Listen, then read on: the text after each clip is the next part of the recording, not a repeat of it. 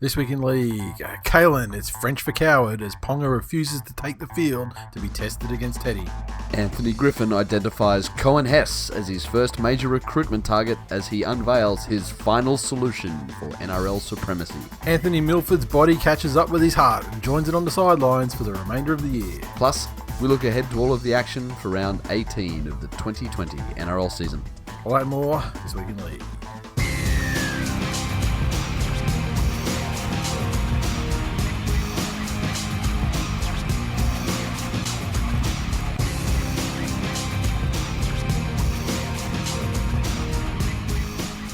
Welcome to episode 367 of This Week in League. I'm Nate. And I'm Jay.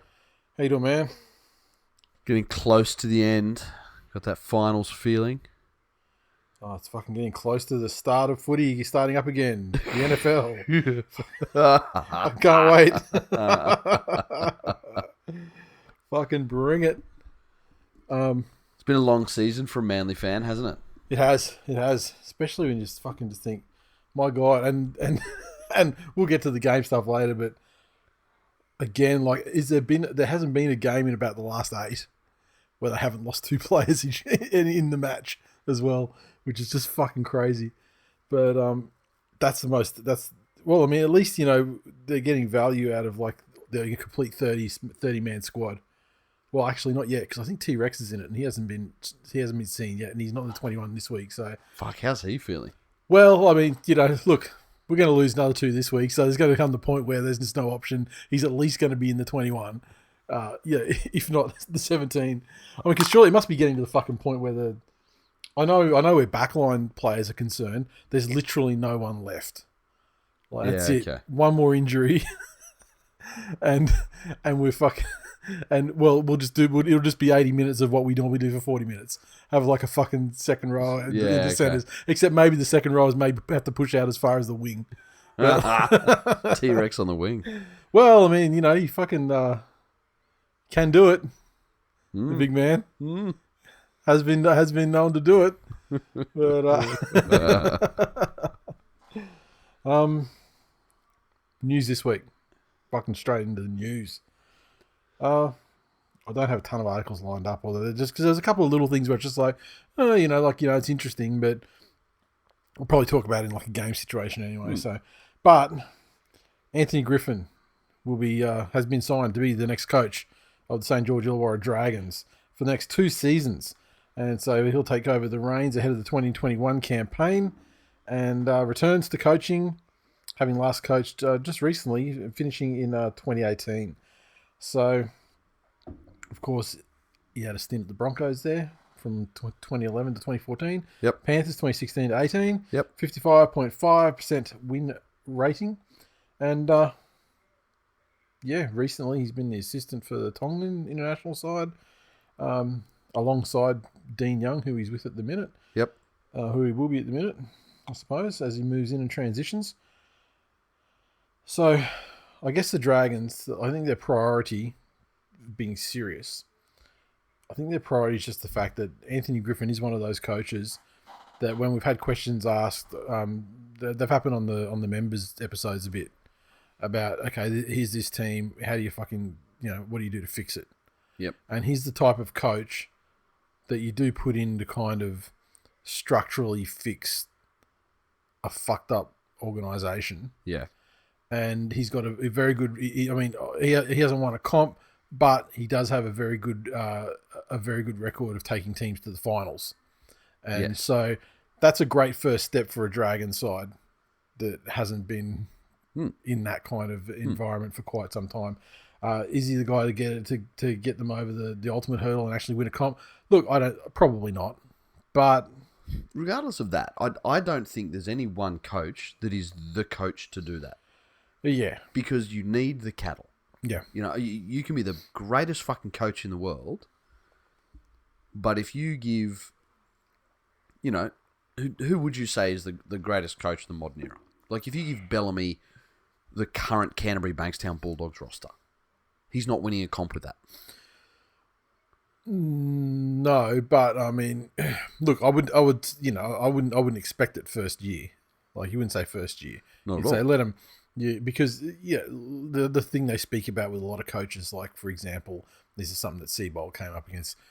This was a roster that he didn't assemble. He didn't have his team in Exactly. quotes, things like that. So, Yeah, exactly. but I mean, it has to be said that I mean, Bellamy certainly, when he pulls the likes of like a Brian Norrie out of fucking regional Victorian, rugby league captain coaching Which, some team of farmers and turns him into a fucking. but that's the thing. Like he can extract the best out of a player. Doing that sort of thing is a lot easier when you When you have go, a when you've got your finely Cronks oiled and machine that you're slotting them into. Yeah. What I'm saying is, I think that the coach is fine, but people are kidding themselves if they think that just replacing a coach is going to turn everything. It's what fucked Brisbane. Yep. The fact that they just thought, well, hang on, we're not where we need to be. We're going to replace the coach, and that'll be the secret switch that flicks us into a premiership side. He did a fine job taking over. Henjak had the Broncos in a unfavourable position. You could argue it was his Broncos roster he coached them in 2014 and the grand final 2015. But could also argue that perhaps that wouldn't have been the case if he was still coaching 2015. Yeah, exactly. These are things that can be argued. Exactly. The Dragons need some fucking recruitment first and foremost.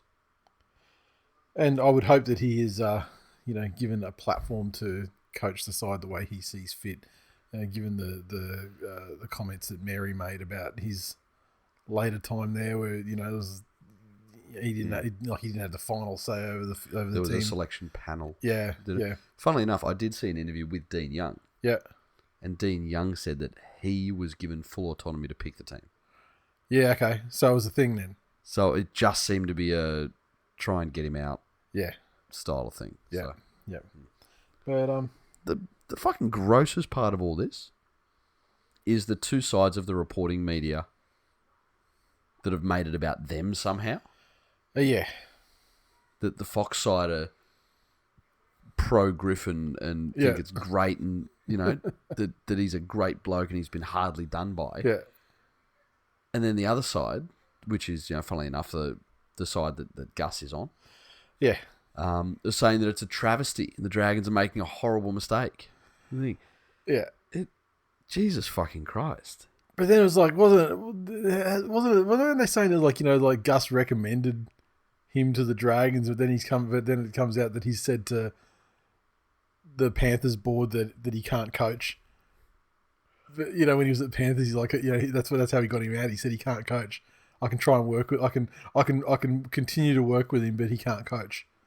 And that's when you were like running fourth and he got fired. Yeah.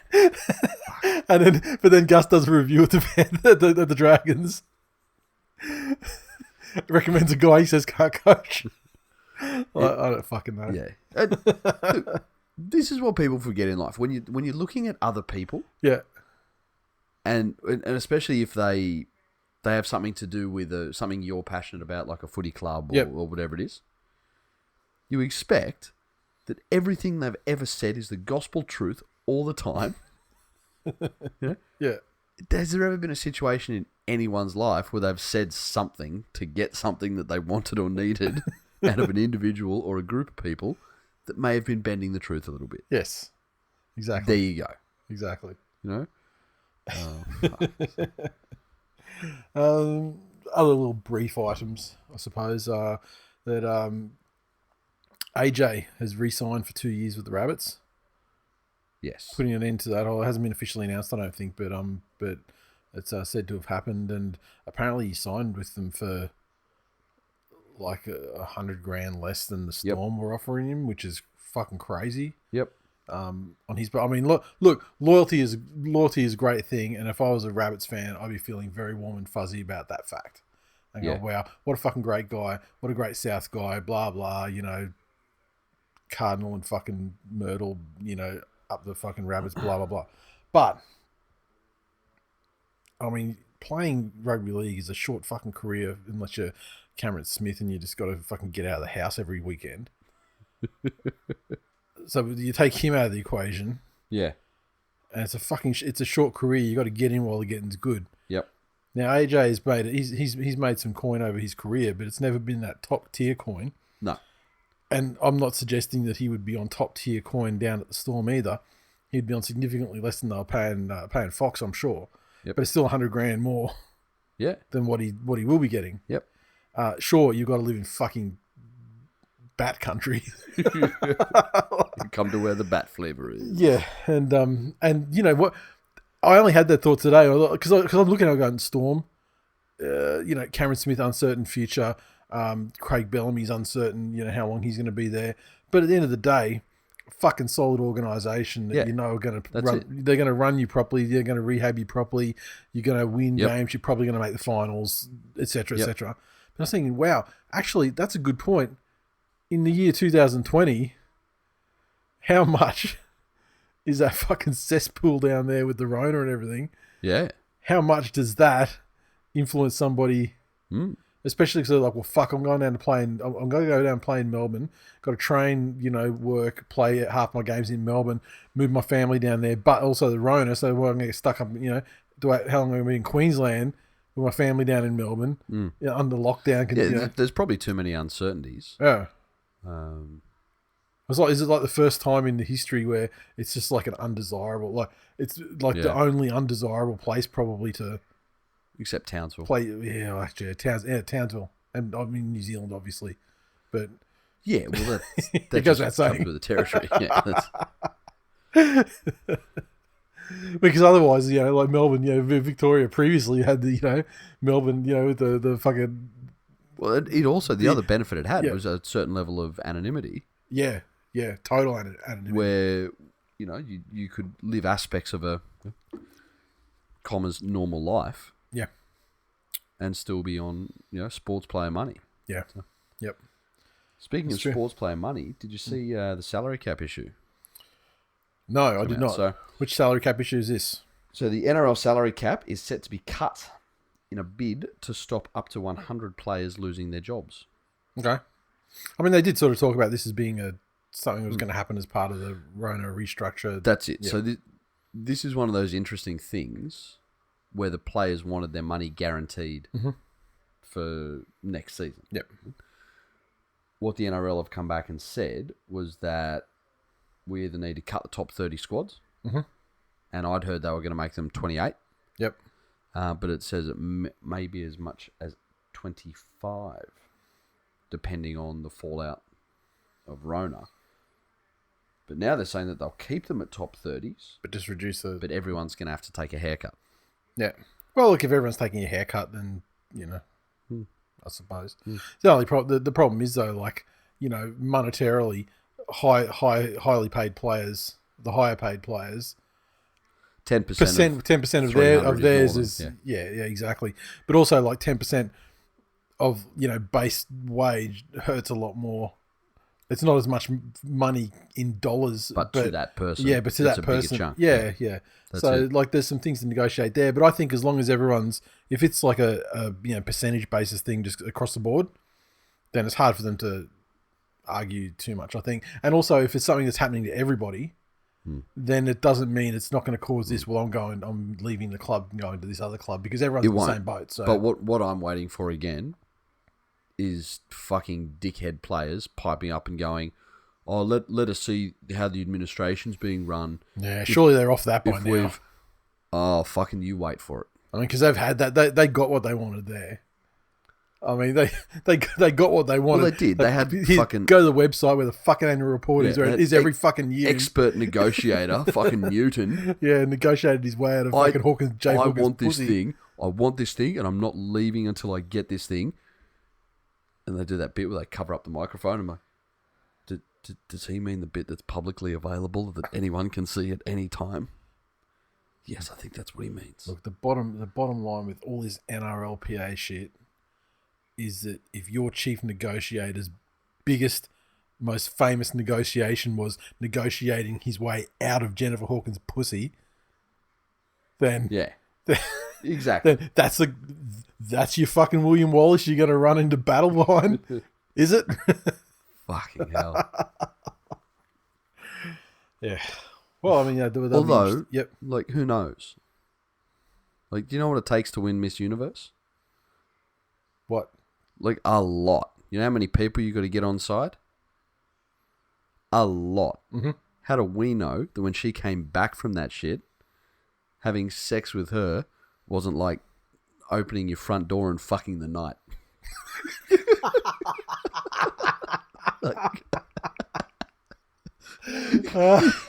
know? Yeah. Could have been the smartest move of his life. That's what I'm saying. In related news,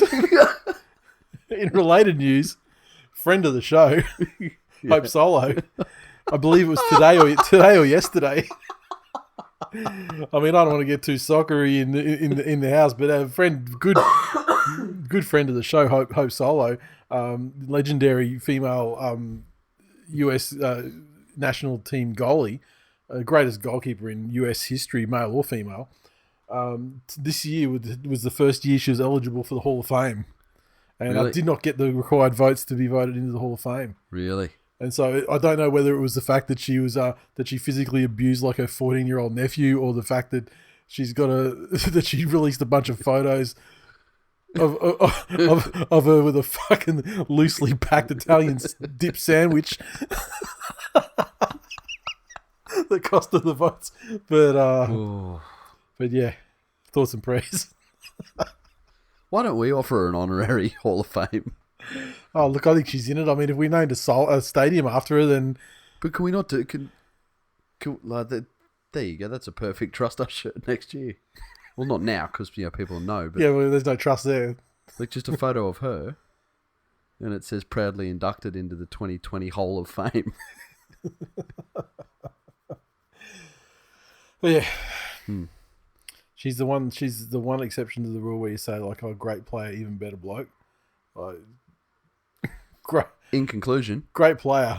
Fuck the RLPA. Terrible fucking human being. Yeah. And, which brings us back around full circle, shout out to Clint Newton. Yeah.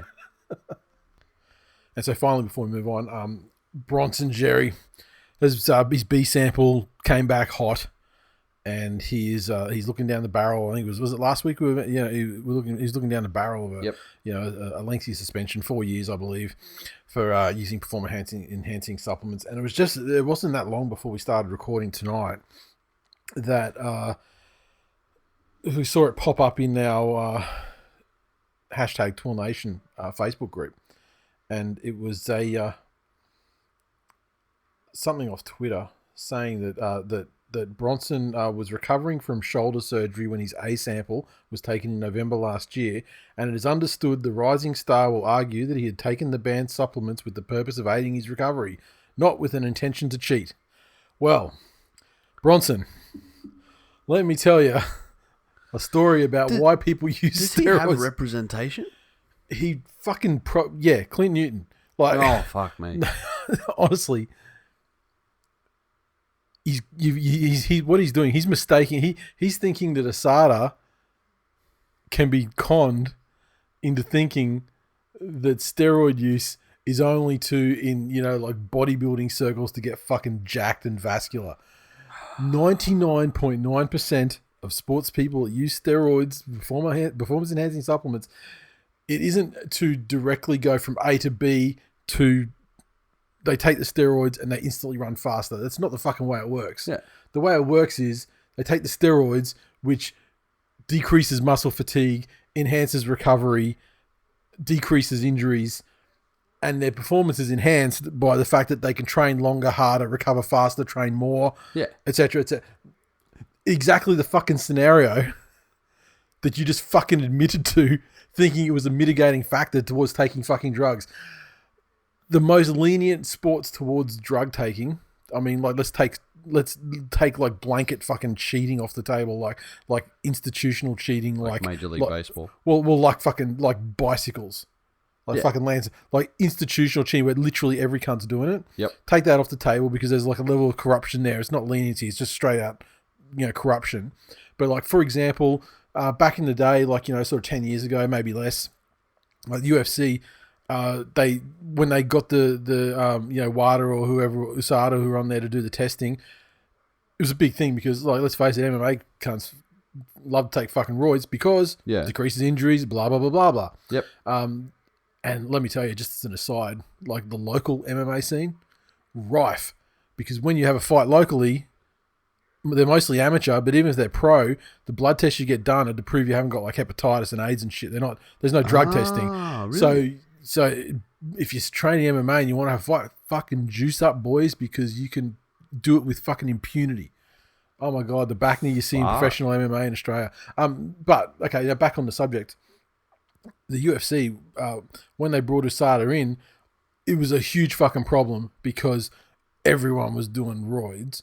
And so they had to. So then there were guys that had used roids so long, or they were sort of older, and so then they brought in this therapeutic exemption sort of situation where they could say, "Look, the doctor has tested my testosterone levels, and they are like the levels of like they're whatever this is, like X parts per blah blah, and that's like the levels of like a 40-year-old man, which I am, but so I'm allowed to. I've been prescribed testosterone." To take me to the level of like a 23-year-old, which is fucking stupid. But I mean, age catches up to everyone. Like at the end of the day, age catches up to us all. Certainly does. And combat sports in particular are a young man's game, or at least a mildly young. Probably prime in your 30 sort of era, 32. But rugby league's never had that. Most Olympic sports, like they don't have that shit. They're just fucking outright. If when you sign onto the program for the sport that you're in, one of the things you're signing to is attesting to the fact that everything single thing that goes into your body is your responsibility, is legit, and it's your responsibility. You're not letting people fucking jab you mysteriously with fucking syringes while you sleep. You're not taking stuff that's, it is your responsibility to ensure that any supplements you take are on the approved list for the organisation that's testing you, and they give you comprehensive fucking lists, and along with other things as well, where you've got to report where you're going to be at certain times, so they can hit surprise tests on you and that sort of shit. So, in organisations that are that strict, as opposed to like the UFC was, I mean, UFC sort of tightened it up now, but and removed those, the therapeutic shit. To my knowledge, I don't think there is any other therapeutic place, where you can actually use steroids. It's just like you can, you just don't. The only time you can get some sort of leniency is if you claim that the substance was tainted. Now you can claim a substance was tainted, or I took something legal. I took like some creatine, and it was this brand of creatine. And then if you still have that bucket, they take that bucket from you and every other bucket from that brand that you have. Yeah. They test the fuck out of those, and then they go back to the mothership wherever it came from. And if they find that perhaps it's like a company in like Russia or China, and they're producing creatine, but they're also producing roids, pharmaceutical steroids as well, and they're in the same fucking barrels or whatever, then they might go, well, you know what? You're right. You did take the right thing, and it was tainted, so you'll only get 6 months then. And they still don't pull it completely off the table. Who was that tried? Was that someone recently that tried the whole? My housemate put it in my. Was it? I feel like there was I took some of my housemates pre-workout. I feel like there was like an Australian swimmer, a female swimmer or something, or there's something like that. Yeah, okay, probably. So. Which put us in a terrible situation because, I mean, like our male swimmers are especially vocal when it comes to Chinese steroid use. Yes, they are. It's a way to fuck it up for the gang, love. Yeah. But so look, but the fact that he's the way that's been worded, if that's true, where he's going to say, he's literally saying, yeah, I willingly took it, not to cheat, but to recover faster. A, motherfucker, that's the textbook use of steroids. B, motherfucker, you've admitted to taking them, so you're gone already. That's it. Old Shandor Earl, he took his as part of recovery. He'd blown out his leg, or I think it was his leg, and that was when he took his. He was going to the doctor to recover, and they said, you can do this and get done faster. And he went, okay, sure. Yeah, the problem is with Shandor Earl, he was the same situation as the Cronulla ones, where it was hazy anyway, like the whole peptide thing. It was like it was hazy, and it was probably newly added to the schedule anyway, and that's probably why they was. And Yeah, and they weren't sort of being told what they were, being given that, which is probably why the leniency came in a little bit to those guys. Like Shandor Earl didn't get caught with like fucking Decker or whatever, whatever fucking. That's Jerry right. Yeah, got. we tried to read those last week. Like he got caught with like the legitimately fucking like. There was like 3 things. One of them I never heard of, and the other 2 are literally the first 2 things that come into your mind when you think of steroids. Like it was just straight up fucking oil that he got from a fucking guy in a locker room at a fucking gym, at a powerlifting gym. I mean, it was just like literally the straight up shit. So it wasn't like some kind of exotic like your designer peptide or something or other that's like in a sort of grey area, and maybe it was legal but now it's not, and it wasn't any. I mean, he was just taking straight up gear of 3 flavors, at least 3 flavors of gear. Now he's admitted that he willingly took it, but in his heart. It wasn't cheating. I'm sorry, son, but yeah, Bronson, your mum's not on the panel. You've literally just given yourself 4 years, motherfucker. Unless Asada is on some dumb shit that's not the standard of like WADA and in terms of punishment. But I mean, given that they put 4 years on the table, that's kind of what the everything internationally is for a positive test. So. Yep. We'll see. You're young, but the thing is, when you serve your 4 years, I guess he'll probably be 3 years because by the time this is all said and done, he's already going to have been out for 1 year. So whatever the time served up from November last year, you're going to have that 3 years. By the time it's all said and done, you'll be back in like the 2024 season or something like that. The way to get a contract, apart from physically training and all that shit, is you've got to fucking pass the attitude test and not trot that shit out when it's time to register your contract again. Yep. Like, I mean, dude. Yeah. That shit might fly now and make you look less guilty in the eyes of your bros. Yeah. But it ain't going to impress any coaches or club head honchos that may be interested in signing you if you come back in good health. Yeah. Spot on.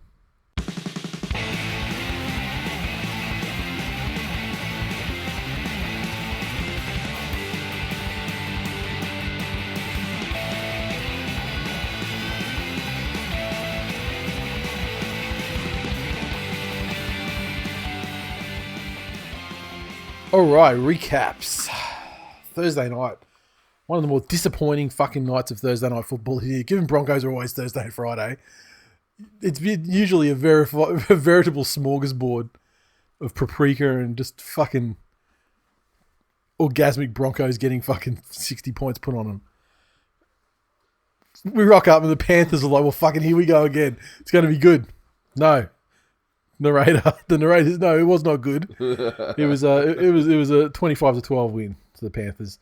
They had tries to Mansour, Capewell, Luai, and To'o. Cleary 3 of 4 conversions, a penalty goal and a field goal. The Broncos 12 tries to Katoni Staggs and Jordan Ricky with 2 conversions from 2 attempts to Staggs. I was at this game. It was fantastic. It was a glimpse into the Broncos' future. In what way? When they become the Gold Coast Titans 2.0 and there are 5,800 people at their home games. And let me tell you, Suncorp Stadium is a pleasure to go and watch football at. When there's 15,000, 20,000 less cunts. Yeah. Because every person that wasn't there was a fuckhead. Yeah. It was absolutely glorious. A lot of Panthers fans out, obviously. They're travelling well, so they made the journey. But... Well, they made the journey from Brisbane. Yeah, well, they might not have come out, I'm not sure any of them were like, can't wait for that game against the Broncos. I'm going to fucking go and quarantine for 2 weeks at the border. Look, we travel. It was great. They stuck across the border, got fucking some of Nathan's old uncle's fucking border crossings. Little humpies on the... I know where 3 of his tents are. He's got a tunnel under the border. Don't run a UV light over his mattresses. For 2 reasons. Young fella absolutely fucking loved it. And right at halftime, you were straight into the toilets. No queues. Straight into the food bit, no queues. Straight into the drinks. absolutely fucking phenomenal. He was great. The best experience you can have at Suncorp Stadium. Yeah. Like, we had glorious fucking tickets. And shout out to everyone that tried to help out with the tickets. I was just fucking inundated with people offering their codes up. Yep. Mainly Brisbane members. You fucking cowards. But seriously, thank you. Yeah, it wasn't like they didn't want to go and watch the game with Stepdad. Yeah, no. They're like, I'm not going to this massacre. You fucking do it.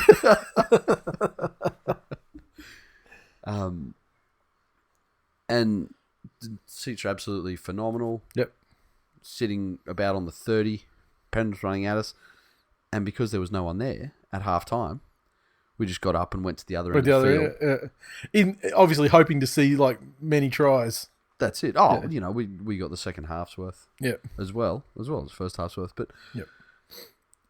It really looked, and there are a couple of points. Brisbane played a much more controlled and fucking simpler game plan. They looked to have gone back a little bit to basics in what they were doing. They were just getting numbers in tackles. They were just getting up off their line quick. And they were doing little things better than they'd been doing. For Penrith, it looked like Ivan had taken the opportunity to pretty much have an opposed training session. He brought back some guys that hadn't played for a while. Like Capel got a fucking beautiful reintroduction after not having played for however long that's been. There was some interesting switches in terms of when he came on and Kickout got a rest. They missed Isaiah Yeo and his control and his ability to play both sides, or play to both sides of the field, I should say. Fish was in there up to his fucking eyeballs all night. And it was almost as if, and I need this to be true, so I'm going to believe it. But it did look as if Penrith were just running through the motions and almost training scenarios. Like almost training, okay, well, how do we just stay down here and build some pressure? Or how do we do it? Because there were opportunities they had where they had the depth for a long sweep and just didn't take advantage of it. Just kept playing close in, one out, and really getting in and trying to put some grit, I guess, on the game. Cleary's more phenomenal in person than he is on your television. So I would suggest to everybody that if you do one thing this year, go and see him live. I now know how the people felt that think they saw Jeebus walk on water. Well, you're saying you knew how those fucking Penrith 10 fucking Sydney 5s felt when they were in their TikTok and at Cussa to Cleary. No, but you know they got the job done when they needed to. Couple of things that I'm concerned about in terms of their defence. They'd had that wonderful record of they hadn't leaked points in the first 20 minutes of a game. Mm-hmm. And it's happened a couple of times in a row now. And also a couple of times where they've leaked the first try. So there's a little bit of work to be done there. But particularly when they are progressing themselves through a period of the draw where they're not actually playing anybody. Exactly. And I think that their draw could be set up a little bit better for them for finals readiness. True. And I don't think it is. It's not, but they were looking a little bit tired. You know, they'd had a lot of high intensity matches. Well, they're lucky that Gus isn't around then, aren't they? That is. Otherwise, they'd be wholesale dropping. Fucking absolutely fucking punted. There'd be a lot of contracts hitting the open market for 2021. But in Facebook, Chris said, the good sides know how to win ugly, and that was uglier than a fat man's scrotum. So proud of the boys. To come to Brisbane, a place that holds so many unhappy memories for Penrith sides of the past, bury those demons and carry on our record-breaking season in the hashtag Yeary of Cleary. Hashtag fuck the Broncos. Adam said, how do you have a loss without losing? Well, the Panthers found a way. Hashtag Yeary of Cleary. John said, to be fair, it looked like Penrith were looking for an easy win rather than a big score. They were happy to just stay down the Broncos' end of the field and run it in the middle rather than spreading it. I agree. Plenty of overlaps they didn't take advantage of. Hashtag Yeary of Cleary. And even more than overlaps, live, you saw exactly how easily some shifts like just would have put Crichton in space or Yeah. things like that. It was wonderful to see. Shunter said, as the case has been all year, Penrith can have an off game but still pull out a win. Funny how Galaxy brain Harvard Tony departs and takes his game theory with him, and all of a sudden Brisbane resemble a professional football team. Some promising signs in this game. Katoni Staggs was in the thick of it. Graham said, even in our worst game of 2020, young Nathan delivers the 13 plus for the punters. That was the other thing. Nathan said, disrespectful field goal. Yeah. The hashtag Yuri of I was clearly hoping has someone. everything. I was hoping someone would mention that disrespectful field goal when the other team is still fucking right in it and still pressing when they have the ball in possession. Nah, and you're only ahead 2 scores. That is not disrespectful. Disrespectful is like, I hate to fucking say it, like when you're up and there's no time left on the game and Paul fucking Gallen of all people kicks a fucking field goal on you, or when like you're down 58-0, when you're down 58-0 and the guy kicks a field goal for no fucking reason. They were gone. That was actually a game. By That was that actually a stage of the game. game? That was a game. That was basically a game icing field goal, which is what you expect if it's on offer. Disrespectful if it was 25. If it was 24-0, fuck yeah. Even if it had been like what 30. If it had been 30 to 12. Look, all I know is that it happened. And somebody screamed out, "Oh my God, the disrespect." So That's had to be one of us. it was me. Exactly. You got any more of them? Nah, go All for right.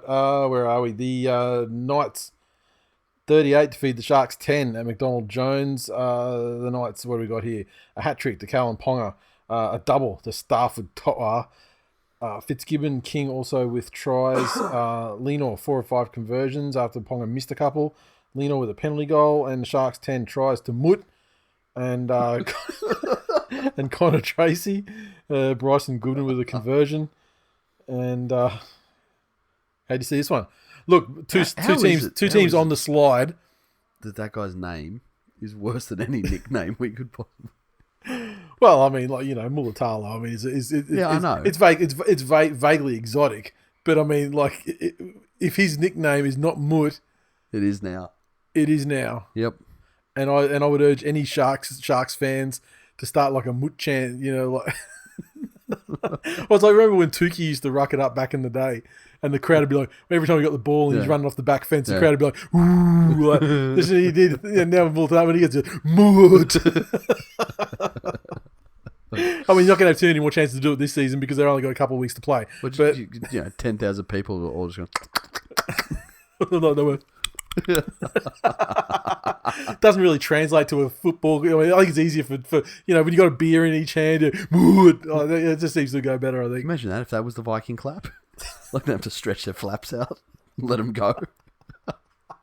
I still couldn't get it in time.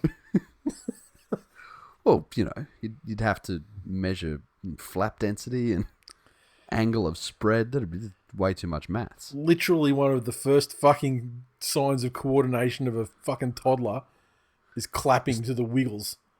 They can't fucking get that right. How do you expect them to do all this, calculus on fucking beef curtains? Calculus. they ain't doing that shit. And it's cold down there. They're not going to pull their flaps out in the winter. Like, it'd be like glass shatters. It'd be like wind chimes. Doctor, 15,000 people have shown up with hypothermia of the flap. Yeah, no. Oh, just imagine that. It's like they shattered like the guy at the end of T2. Yeah. Ooh, nasty. Yeah, especially if they like pulled up like mercury and shit, and then started like reconfirming. Then they all sort of flow together into one thing, and fucking voila, there's another Kalen Ponga walking around.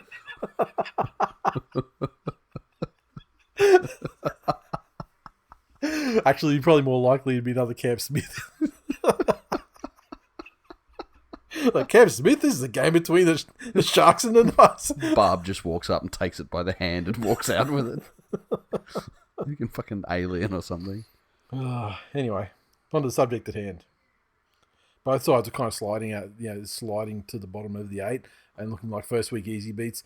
and I didn't see a great deal. I mean, in a head-to-head matchup, I guess it's just set the hierarchy between, who's 6, 7, and 8. And the Sharks are most certainly now the absolute worst performed seed Yes. in the 8 at the moment. Yeah, Thoroughly don't deserve to be there. And it's really hard to like take any positives out of this game for them. Yeah, there doesn't seem to be a lot of cohesion in the Sharks at the moment. And that was the thing of Sharks teams of the past, the successful one anyway. And I say this because I don't know if anyone remembers, so I will fucking remind you that I said after 2016 that was as high as the Sharks would ever go, and you would slowly slide back into mediocrity, and that's where you will remain forever fucking more. So here you are, eat my ass. But those Sharks teams of the past at least knew what they were. Yep. They were a gritty, hard-working forward pack with a bench that had come in and back up exactly what the starters were doing, that would get in and fucking grind up the middle of the field all night, and the backs would play off the back of that. There just seems at the moment to be like a couple of individuals wanting to do this thing, and then another couple trying to do something else. Summed up by, someone with a fucking pea-sized brain like Chad Townsend trying to take matters into his own hands. Mm-hmm. He's thrown a shoulder charge after play has been stopped. Like not an obscured shoulder charge where it was like a shoulder charge, but he kind of tried to hide that he was shot. Yeah. It was straight up launched. And launched is a good word because he left the ground. And, with his shoulder, as the impact thing and his arms tucked. And there wasn't like any I'm going to bullshit reach around and hit him with a shoulder charge, but sort of... It's that bit where they smash him with the shoulder and then like flail the arm out. Yeah. There was none of that. It was just like he was locked into a fucking rock formation. Yeah. Launched. So let's say at any one of those things... Yep. You take any one of those out of the equation. Well, remember they brought in the ability to sin bin players for late shots and like foul play on playmakers. Yep. Like a year ago, whenever it was. That's it. And so hasn't really been needed. No, not really, because pretty much as soon as they brought in the koala rule, yep, it stopped. Yeah. The abuse stopped. That's it. And because mostly it was like things like smashing JT well after he passed the ball and things like that. Or Cooper Cronk used to cop it. Yeah, exactly. But he never fucking sooked about it. Yeah, true. But this one was like fucking stoppage of play. Yeah, launched. Yeah, and it was because fucking Wade Graham was down injured. Yeah. That's why he called a halt to play. Yeah. But okay, so take stoppage out. This is the thing you take stoppage out. He's still intentionally he's still intentionally launched himself. I mean, you can't say you're trying to get a big hit because, like, at the time he left the ground, it was always a shoulder charge, baseline, the worst, like the absolute lowest case scenario of severity. It was always a shoulder charge. Yeah. And so this is the thing, though. Is Chad trying to give away a penalty and take Ponga out of the game? Like, we know that he... Well, look, the thing is, Ponga, if you can get away with really putting it on him and, slipping him up high, roughing him up when he's taking a bomb and things like that, he can absolutely get head fucked by it. Absolutely. Yeah. I mean, it's been proven in State of Origin level. It's been proven in NRL level multiple times this season. That's it. Like, it's a fact. Jamie Soward 2.0. And this is the thing, and he was having a great game as well. So perhaps it's just Chad's like, okay, we've got to fucking, take him down a notch because we're not going to get back in the game the way he's going. Yeah. So, but again, that screams to me lack of cohesion. If the team can't get together and, because he gave them 3 opportunities to huddle and talk. Mm-hmm. That's true. If they can't get together and talk about, well, what are they going to do and plug these fucking holes and who's here and who's running there and who's, who's calling out what they're doing defensively. Yeah. If that's happening, you don't need to take fucking dickhead shots to try and do something to stop him. And you know what? Is it the fucking 5'8" job to be put on the fucking shots anyway? Exactly, and especially a 5'8", Like, honestly. who hasn't exactly had the greatest year. But he's not known for being a hitman or an enforcer or anything He's like not. that. He's not. But I'm saying his position in the side wasn't guaranteed. They've Yeah. got, like, you know, Moylan. He's there. Well, he's there by he's grace of broken. injured. He's there by Yeah, grace of that's injured it. Moylan. Yeah. Yeah. But look, the Knights continued their up and down. Yeah. No, they're just in one of those seasons where they'll put an almost complete performance in, and still unfortunately have, like what we saw a little while ago against the Cowboys. Yeah. Well, this is the thing. The thing is, this was a good performance, and 4 weeks out from the finals, this is you go, wow, we can fucking build on this. Yep. Look at all the things you did great. Look at how you minimised the things you've been doing shit. Yep. You scored a lot of points. Attack's been a problem. You defended really well. Defense has been a problem. Look at all these positive fucking things. And then we'll move on to when we start to talk about the previews for this week. And then he's pretty much going to bin it. Yeah. I don't get it. Yeah. So I don't know. Yeah. So, I mean, they can take a lot away from this great performance, but then you're not going to remember it next week. Which we'll get for reasons that we'll get into. That's it. Anyway, Clevo said, Ponga's face right now was me after Good Vibrations with Basement Jacks in 2009. And I assume he referred to the bit where he was walking around with a tampon stuck up his nose. Literally. A tampon stuck up his nose. Joel said, fuck, I can see why you blokes don't listen with commentary, going on and on about should be a penalty at worst. It's a shoulder charge, it's high, it's late. The cunt took 5 full strides after Ponga had stopped to the whistle and leapt at him. Talk about roid rage. Yeah, it was an all-time fucking frittata snap. And it is a snap. I mean, I wouldn't suggest at all. It's not a hopper because that was in his wheelhouse. Yeah, but at the same time as well, I mean, I still think that that Hopper being the loose unit he was back then where he smashed Keefe, I still think that he's not thinking I'm going to go and take this cunt's head off and knock him out cold and fucking end my career. He's like, I'm just going to put on, because back then obviously shoulder charges was still a thing. I'm just going to put on the biggest fucking shoulder charge I can just to level this cunt and try and lift the boys or whatever. Yeah. And then it just so much, the reason why it's not in the game anymore, because so much can go wrong with it. Yes. And you end up with that. Yeah, exactly. And yeah. Winston said, well, on the 14th anniversary of Steve Irwin's death, it is very fitting the Knights have firmly got their thumb up the Sharks' butthole. Daniel said, get the card out, boys. Unleash the credit. # choo choo cunts. And Mitch on Twitter said, Chad doing what coach should have done. Rule himself out for the rest of the season. Yes. And he has successfully done close to that. Yeah. I mean, he may be back for the finals, which would be a wonderful boost for the Sharks. If they make it. Well, they're going to make it. I mean, the 8's settled. Don't fall for the fucking commentators and trying to drum some interest into the fucking race. It's over this weekend. I don't know. I'm just not saying that because I haven't gone in and done my ladder predictor like I normally do.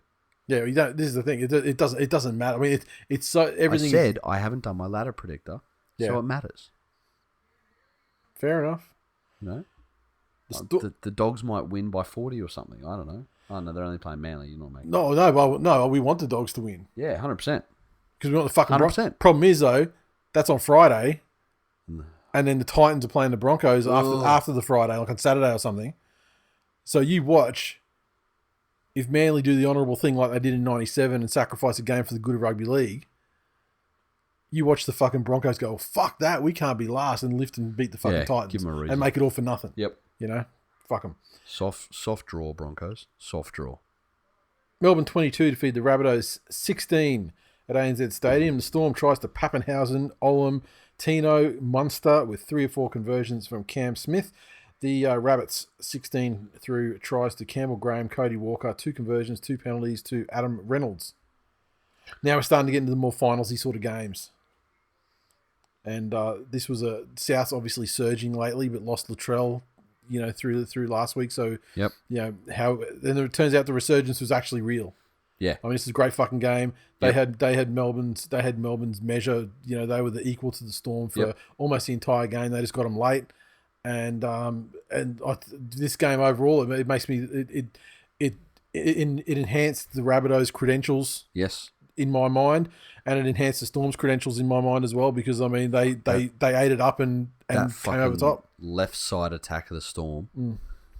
Jesus fucking Christ! When you've got Munster, you got Pappenhausen sweeping around that side. Yep. Olam's just like he sorted out his spacing. He had some decent spacing issues about his depth and proximity to sidelines, and then you got Fox out there as well. Yeah. Throw in the mix, forwards like Bromwich that can throw fucking cutout passes like a halfback. Yep. Jesus Christ, that side's scary. Whoever comes up against that needs their fucking homework done, and done solidly, because that's what they got all night. Yep. All night. They just kept going up and kept going up and kept going up. And because there's so much speed there, one mistake's lethal. Yes. One mistake absolutely fucking gets you. For Souths, there was a moment that I thought just really showed off how dependent they are on everyone working together. And it was after Reynolds had to go off for an HIA. And the minute he's back on the field, he's drifting across and he finds Walker running a fucking gorgeous line. And it's just the two of those combining like they were. Was it last year? I mean, even last week. I mean, there were some tries up the centre. That's it. Based on that as well. Yeah. And fuck, what a time for Cody Walker to be hitting his peak again. Yep. Perfect. Just going into finals. Yep. And it's a shame they've lost Latrell, because I think the way that they just seem to be tapering their way into the finals. Yep. I mean, he's probably the difference between them, getting to like that sort of semi. Situation rather than getting through the first. Is there any word on him? Is he a couple of weeks or is he gone? He's gone, isn't he? I think he's totally gone. I'll tell you what, fucking Matalawi for the Storm. Jesus Christ, that cunt's huge. I reckon I'll watch the replay of his try 7 or 8 times. Yeah. And just he takes the ball and he doesn't even put the shoulder in or No. anything. He closes his eyes and this little fucking grin comes on his face. And he's over. How the fuck do you stop that? Well, and this is the thing. I mean, next year the Titans, the Fafita's all the hype and all that sort of thing. But fucking Tino is down low, one of the great buys for next year. Yeah, 100%. He'll play Origin for Queensland at the end of the year too. Yeah, probably. You got Twitter. Lee said, cracking game, Souths all over us for the first 60 minutes, but solid effort from the Storm to stay in there and take their chances from some pretty ordinary Souths errors. Paps is killing it and bound for a Blues jersey in the next few years for sure. Maybe on a wing. Maybe. Super Grover said, fuck the Benedettos. You're a man of a few words. Bethany said, I was really not confident at half-time, but despite our forward pack being out injured, we did well. Hughes was an absolute hero with that try saver on Johnson, and Pappy probably deserves man of the match for the try and 2 assists. In conclusion, kick Souths out of the comp again. Hear. Phil said, people wondering who'd be interested in taking on a piece of shit like Jared. Oh, no, that was about Cronulla. Sorry. Put that in the wrong one. Yes, Cronulla. You had me at piece of shit from Cronulla. Yes.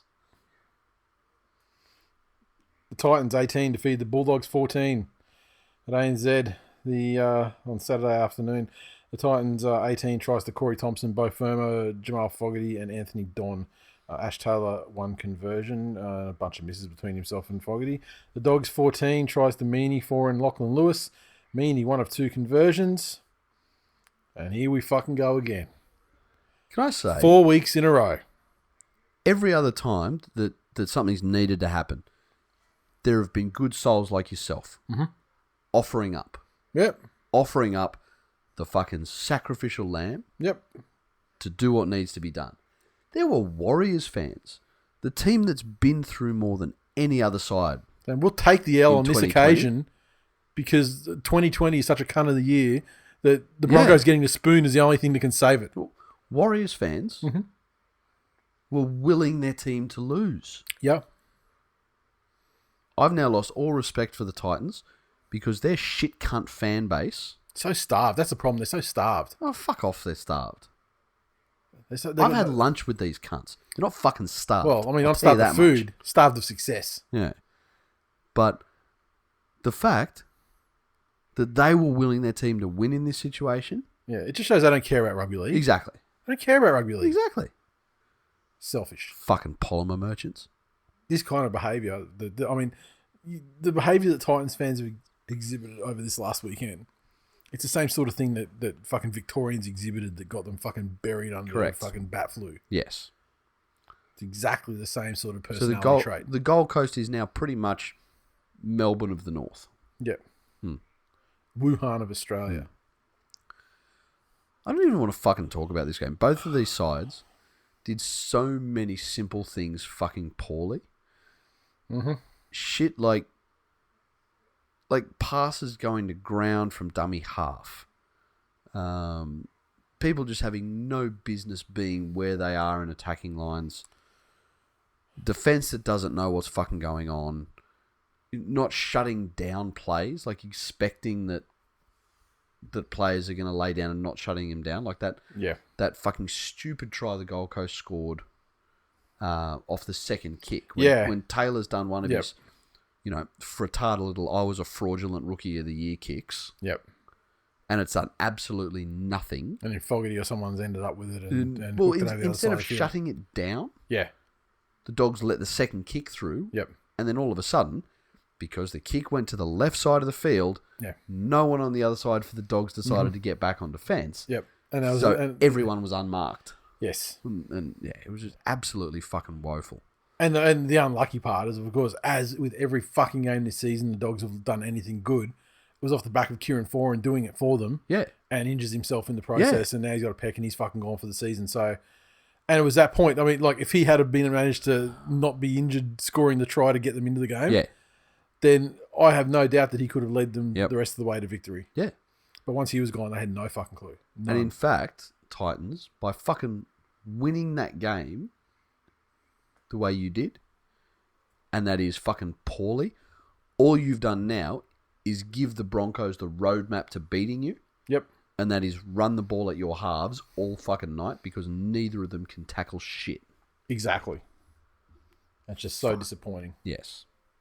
Tweets and comments for this game were as existent as fucking positive plays. Almost non-existent. Terry. That's the fourth game in a row, by the way, where it's like, so if you're doing that fucking, what's that girl's name, like Piper Perry or whatever, on the couch with the fucking black dudes standing behind her, that's like, there's like one more literally. Yeah. They're probably going to be up against Manly and fucking lose or something now too. Fucking Terry said, this was the first game this year that I thought the Dogs were cruelled by injuries and fucking caps lock in the bunker. I would refs fault this, but fuck the Doggies let in some soft tries. Thompson played his best game yet for the Dogs, and I hope he stays. Maybe he's getting some sexy good bloke phone calls from Sir Trentius. And Hammers said, only thing worse than that game is Jai Arrow's hair. And you know what, cunt? The only thing worse than Jai Arrow's hair is your fucking attitude to getting done what needs to be done for this season. James said, got a feel for Kieran Foran. His hair is fucking terrible though. Yeah. He's like, it's like Mattingly at the end of the Simpsons episode, like they shave your sideburns. Yes. Yeah. Like he's like the end Mattingly. That's it. I'll tell you what though, on the subject of haircuts. Yes. I did some babysitting for mate Zeb. Yeah. Yeah. A little while ago, so him and his missus could go away. Yeah. For the night. And his middle boy is the same age as mine. Yep. They get along really well. Yep. I think I met him at a thing one day. Probably. I think I gave him my lanyard to go to a game on Magic Weekend. Yes. Yeah. Harvey came down there. Yep. But when I was around, I stayed over at their place. Yep. With Arthur. And all we did was watch Penrith highlights on YouTube for an hour. And then you started bleaching his hair? No. Now, Zeb runs a barbershop, Yeah. and so he does, obviously, his Yeah, boy's hair. my thinking would be, well, he can fix any fuck-ups I do to this kid. He can. But when he was doing his hair last weekend, he said, okay, what do you want done? And he said, I want a haircut like Nathan Cleary. He's like just straight in, isn't he? Like, It's a less shit Chad Townsend. yeah. So, Chad Townsend Which goes is like in and goes, "Can I less have the Nathan less Cleary?" severe. Yeah, I that's guess, it. yeah. So, God. hashtag year of Cleary. We're hooking him young. Oh, We're God. hooking him young. That's it for the tweets, is it? Yes. Okay, cool.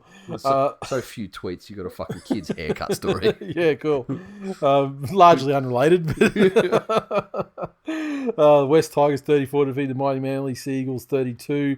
The Tigers try the hat trick to Nofaluma, double to Dewey and Umbai with a try. Dewey 5 of 6 conversions. Manly a double to Morgan Harper on debut. Tries to Tafua, Jetski, Tavita Funa, and Jakey Turbo. Cherry Evans 4 of 6 conversions. Now, I wasn't that unhappy with this game. To score 6 tries, it's fucking great. Like, it's the best the attack's looked in ages. And considering we had 4 players in the back line sharing a combined NRL career of about 10 games, 3 of them, in fact, with a combined NRL career of 2 games, I think it was.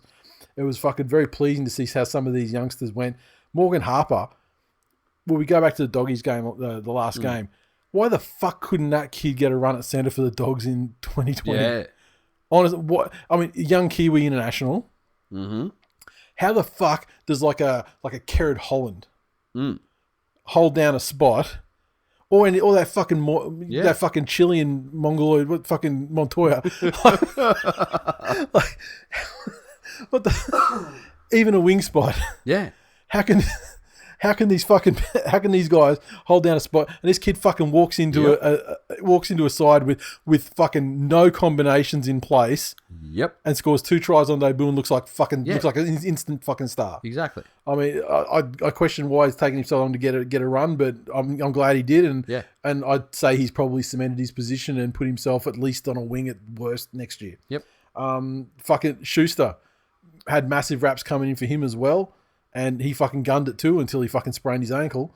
And so I think he's in like 60 minutes of whatever the game was, or 50 minutes. Like he fucking cemented the 6 for himself for next year as well. I mean, he just looked that fucking great. I mean, he doesn't really have much of a kicking game, but that's okay. I mean, he's young and he can learn it. But if he just wants to be the fucking the running fucking ball playing 5/8, yeah. Like, you know, Brad Fittler fucking made a legendary career on being that guy. Exactly. Funa, I mean, like, you know, the dude's not a fullback, but I fucking love the fact that he's in there and he's trying to actually learn the craft of being a fullback with like 2 games or 3 games or whatever in the position to be that guy. So I think he's locked himself into a position somewhere for next year as well. And so what the pleasing thing is, if Schuster and Funa and Harper have cemented these positions for themselves, then it means that, you know, things like, you know, like Tafua, Parker, and some of these guys, they're gone, or, you know, there's not a place for them anymore. I think George might be gone. I mean, what he did is, I think he did his Achilles. And so that's like a long-ass recovery injury in the first place. And he's not the youngest anyway, and he was sort of winding down anyway. So I think that's probably, you know, could have him done for good. But it was funny. And when Nofaluma actually did anything in the game, George Tafua has been the easiest fucking mark in the game for weeks and weeks and weeks now. Let's just say the whole season, rounded up. Nofaluma was -1 against Tafua. Yeah. Until his Achilles. And like Tafua raped him on a try. Yeah. And then he was -1 on him. If Tafua does the Achilles, and we get Brad Parker on the wing and fucking Plodell from the second row in the fucking centres. Yeah, exactly. And, oh my God, fucking Joey Leilua and Nofaluma, they're so fucking great running against a fucking average centre on the wing and a fucking average second rower in the centre. And then the 5/8 off with a sprained ankle as well. Get the fuck out of here. It does make me curious. And I get that, you know, if it's your team, you want to celebrate every success and really be positive where you can. But I really do wonder if those people that are fucking frothing over Noffa at the moment Yeah. are doing it ironically or not. No. No, they love him. They think he's awesome. They legit fucking love him. Now, you and I both know the same person Yeah. that has made a lot of money this year Yes. backing anytime try scorers with the formula of who's Noffa guarding. Yeah. Yeah. And even the woefully underperforming George Tafua collected. Yeah. Yeah. Ooh, fuck. Okay. Look, yeah, he did what he had to do. But at the end of the day, this year, the worst thing about Corona for young players is that there's no reserve grade or anything. Yeah. So they haven't played any fucking games. And it's so telling with guys like Albert Hopewadi as well. Yes. Albert Hopewadi, Morgan Harper, fucking all those guys, they've never really played. They've never played against men. Like the last time they played, they were playing in like fucking 20s or something. Yeah. You know, like Yeah. And so to play 80 minutes against men, they just don't fucking have it. And that's why you get these situations at the end of the games where it's always the games are lost at the end because they're just fucked because they don't have fucking 80 minutes, real life game against men's stamina. Mm-hmm. And so like the Tigers, I mean, I'm sure they're very happy to celebrate the win and keep their mathematical thing probably sealed ninth, to be honest. Yep. Which is probably something else that cause for enjoyment from them. But because I feel like that's not something they're enjoying ironically now. I think they've settled, they've conceded to the night thing and gone, yeah, okay, it's our birthright, we need to accept it and we want it. Mm-hmm. But yeah, like if they think they're going to get in the finals, if they think they're going to play a team that's in the 8 or a team that's just not absolutely fucking decimated and win, they're still this is their best fucking team. They're actually fielding a full strength side at this point. Now, yeah. What do we think about the Packer and Reynolds leaving at halftime? Nothing. It doesn't fucking matter. Players. This is.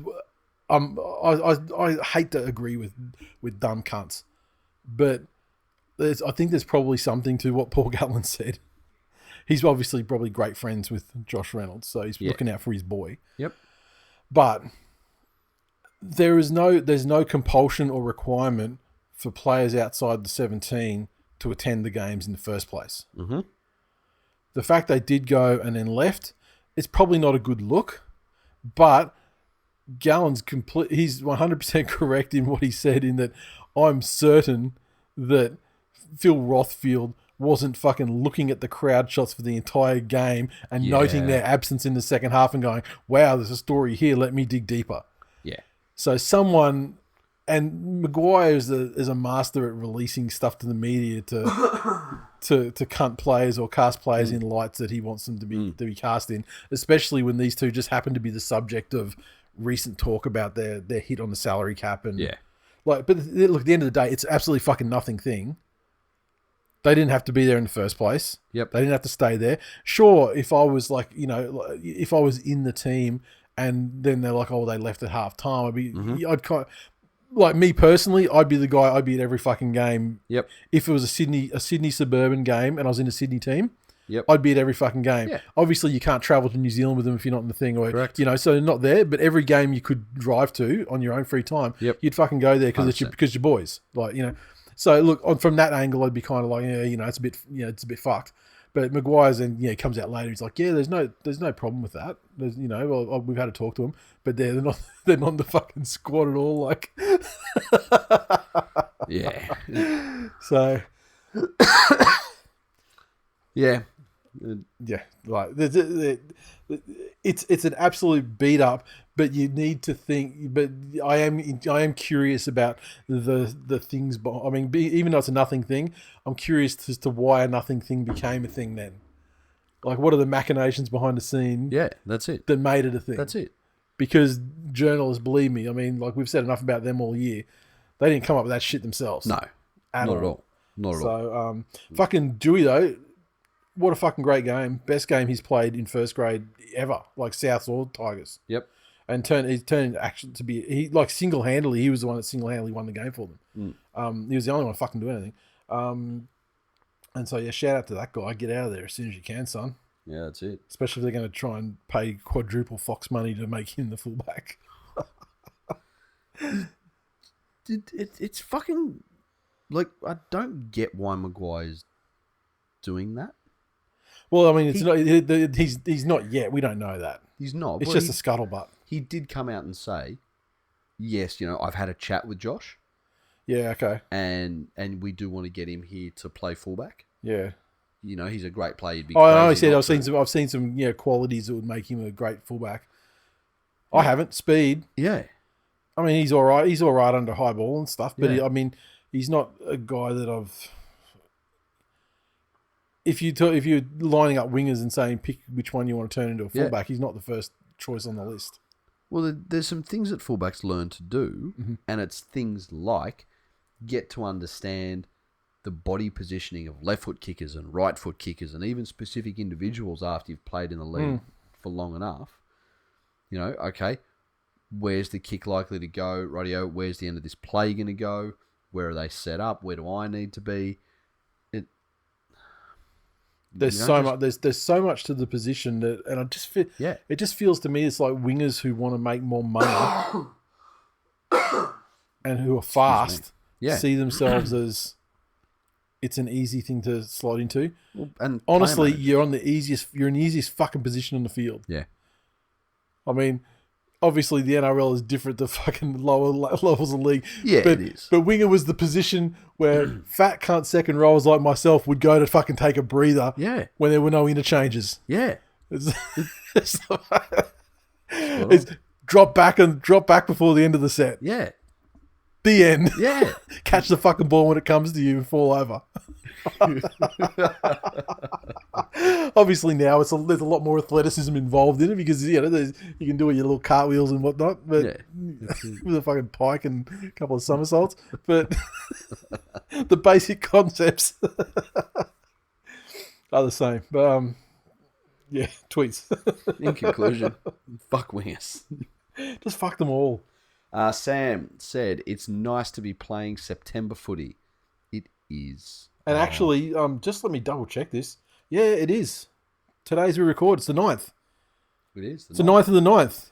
So happy West Tigers Day, everybody. Real Dad Glenn said, "Misty eyes, broken hearts, just lost." And he did that all in caps because he's a fucking boomer and doesn't understand the internet. Rishi said, "So the joke's on us. Turns out the Tigpies will fight for 9th. I guess they earned it." Mitch said, "This result holds about as much weight as a suggestion box in Tiananmen Square." Completely irrelevant, just like these two merged clubs.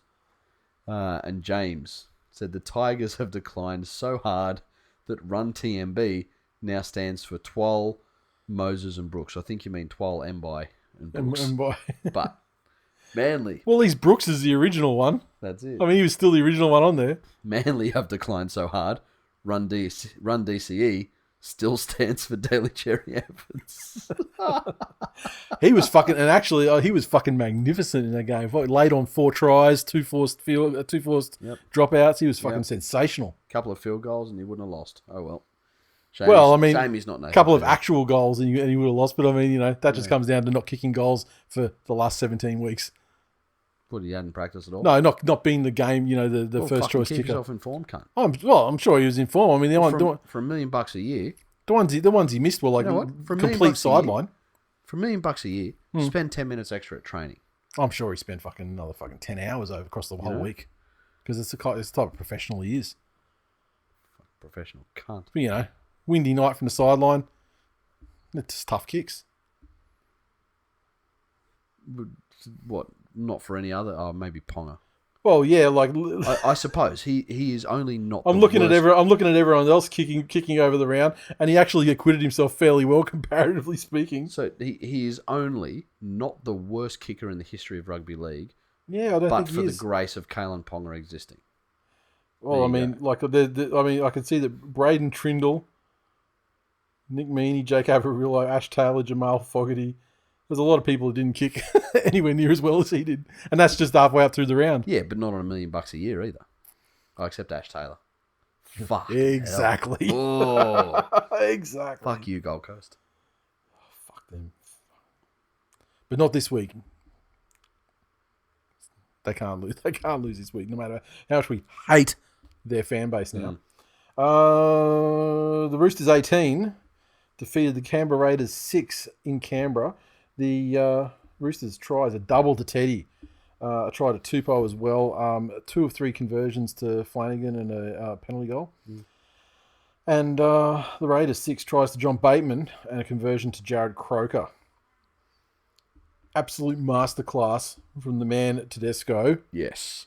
The main man, and like fucking Tupou as well, doing that Tupou try when they literally had nothing on. They'd been hammering it down the right, trying to put something on, and it didn't work. So they're like, oh fucking, what do we do? We'll just knock it over to the left, and Tupou just does it. He just put it high enough and far enough, close enough to the try line, and he'll do the rest invariably. That's it.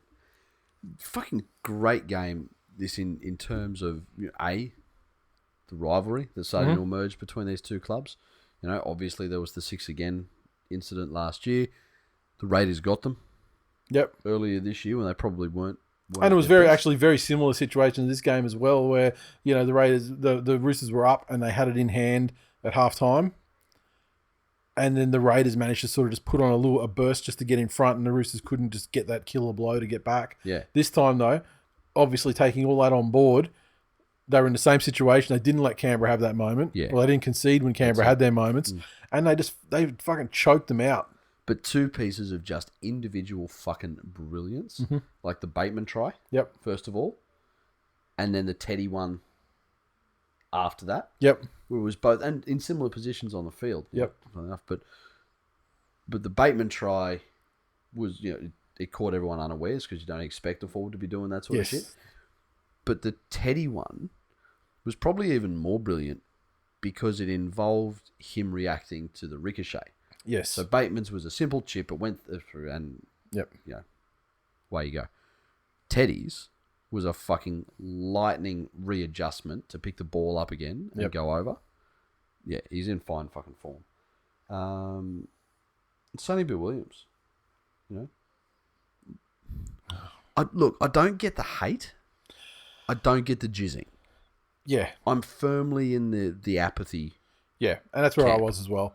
Actually, I found it really funny. Like when you're watching the game, sitting there, and I was in a food coma after just walking back up the road from going down to Easy Street to have some dinner, and I was just staying sort of up at the Meriton across the road from the Star, and so I was just sort of chilling there watching the game, and just like I just found it funny how because they wanted it to be all about Sonny Bill. Yeah. The commentators are jizzing. Oh, look, Sonny Bill's standing up on the sideline. He's warming up. And look at him. He's smiling. Yeah. Oh, he looks nervous. That's a nervous smile. I mean, and then just everything Sonny Bill. And I'm just like, oh, fucking. And he finally comes on, chucks an offload. They turn the ball over immediately after like that. Then he has to defend a bunch. And does nothing. He looks fucking buggered after about 2 minutes. Comes off after about 13. The cunt's 35 years old. Yeah. Hasn't played... What did they... I mean, the Roosters... to me, it made this win even better because the Roosters, despite their injury troubles, felt confident enough to come into this game with 3 legitimate reserves. Mm-hmm. And the fact they could carry Sonny Bill on the bench for 67 minutes of the game and on field as a fucking passenger who, making 3 or 4 meters a carry and a couple of tackles and looking very much beneath the pace of Rugby League 2020. Yeah. Fucking good on him. He seemed to enjoy himself. I mean, I'm sure that, he to his credit, he was the last person to make anything about himself. Yeah, exactly. Everything he was like, it's just fucking great to be here for, for Jamos's 300th game. Yep. Which is what the game should have been celebrated as. Exactly. Not enough was made of that. Because, I mean, it's a fucking elite club. It's there's under 50 guys ever to make that milestone. Yeah. So, especially to be doing it and fucking killing it still at the age of fucking 46 years old. And not only that, but killing it over an extended period of time. Yeah. in different environments, in different clubs, Yep. that's a fucking achievement. Yes. But yeah, very impressive from the Roosters. Looks like that period there where Flano Jr. was dropped, it must have just been Trent just experimenting with his options just to see what the fuck he had. Yep. Because, I mean, the dominance that Flanagan exhibited in this game, Yeah. especially in the first half, was fucking crazy. And then and you can see how they're starting to switch on to that finals gear, because then when things weren't happening for Flanagan, Keary was just there, and then he became super fucking dominant for the second half. That's it. And it was just his 1-2 punch, and Canberra fought very, very, very gamely, and they were certain, like, they were kind of, they were their match for the majority of the game. But once the Roosters put the fucking clamps down and just started suffocating them out of the game, and Keary took control, it never looked like there was any, exactly. they weren't coming back. Spot on. Stuart said, so we all agree SBW will win the Dally M. Fucking hell, more hype than Ponga. Nathan, Light the candle, not light the candle. Yeah, that's it. Nathan said the Roosters don't win without SBW. That's 100% correct. Ian. Well, I mean, that's what literally happened, I guess. Said, I appreciate the irony of Whiten struggling to find touch on penalties. Winston said, SPW was cooked in 10 minutes. About as impressive as GI in his last season, and at least GI could blame the piss. And Hamish said, fuck the bibs and kneeling pads are out tonight for SBW. Now, one of those tweets was about irony. You know what all the fucking irony is? All anyone wanted to fucking talk about in our game thread was fucking SBW. Yeah. So he had the desired effect. Yeah, I saw that. I'm not sure what their metrics were. I didn't read the article because I don't care enough about it. But they were claiming to have reaped, the equivalent of $32 million worth of brand exposure from the Sonny Bill business. Yeah, no, I think that's in a similar vein to the way, like, a rich person goes and buys a painting and has one of their friends appraise it for $100 million, and then they donate it to a charity to hang on their wall and claim $100 million tax deduction. Yeah, like that. Okay. I think that's where that brand exposure figure came from. Yeah. But, look, I got to be honest. Sonny Bill Williams is one of those sports people that appeals to me just because he seems to be about the work ethic. Yeah. And I've piped on long and fucking hard about the difference between ability athletes and effort athletes. Mm-hmm. And he was that mixture of both. Yep. He was obviously genetically gifted. Yep. But worked fucking hard. Fought a couple of, set up punching bags in his boxing career, but I wonder what the Roosters actually plan to do with him going forward, because I mean, anyone comes back from injury, he's not beating them into the lineup. Not at all.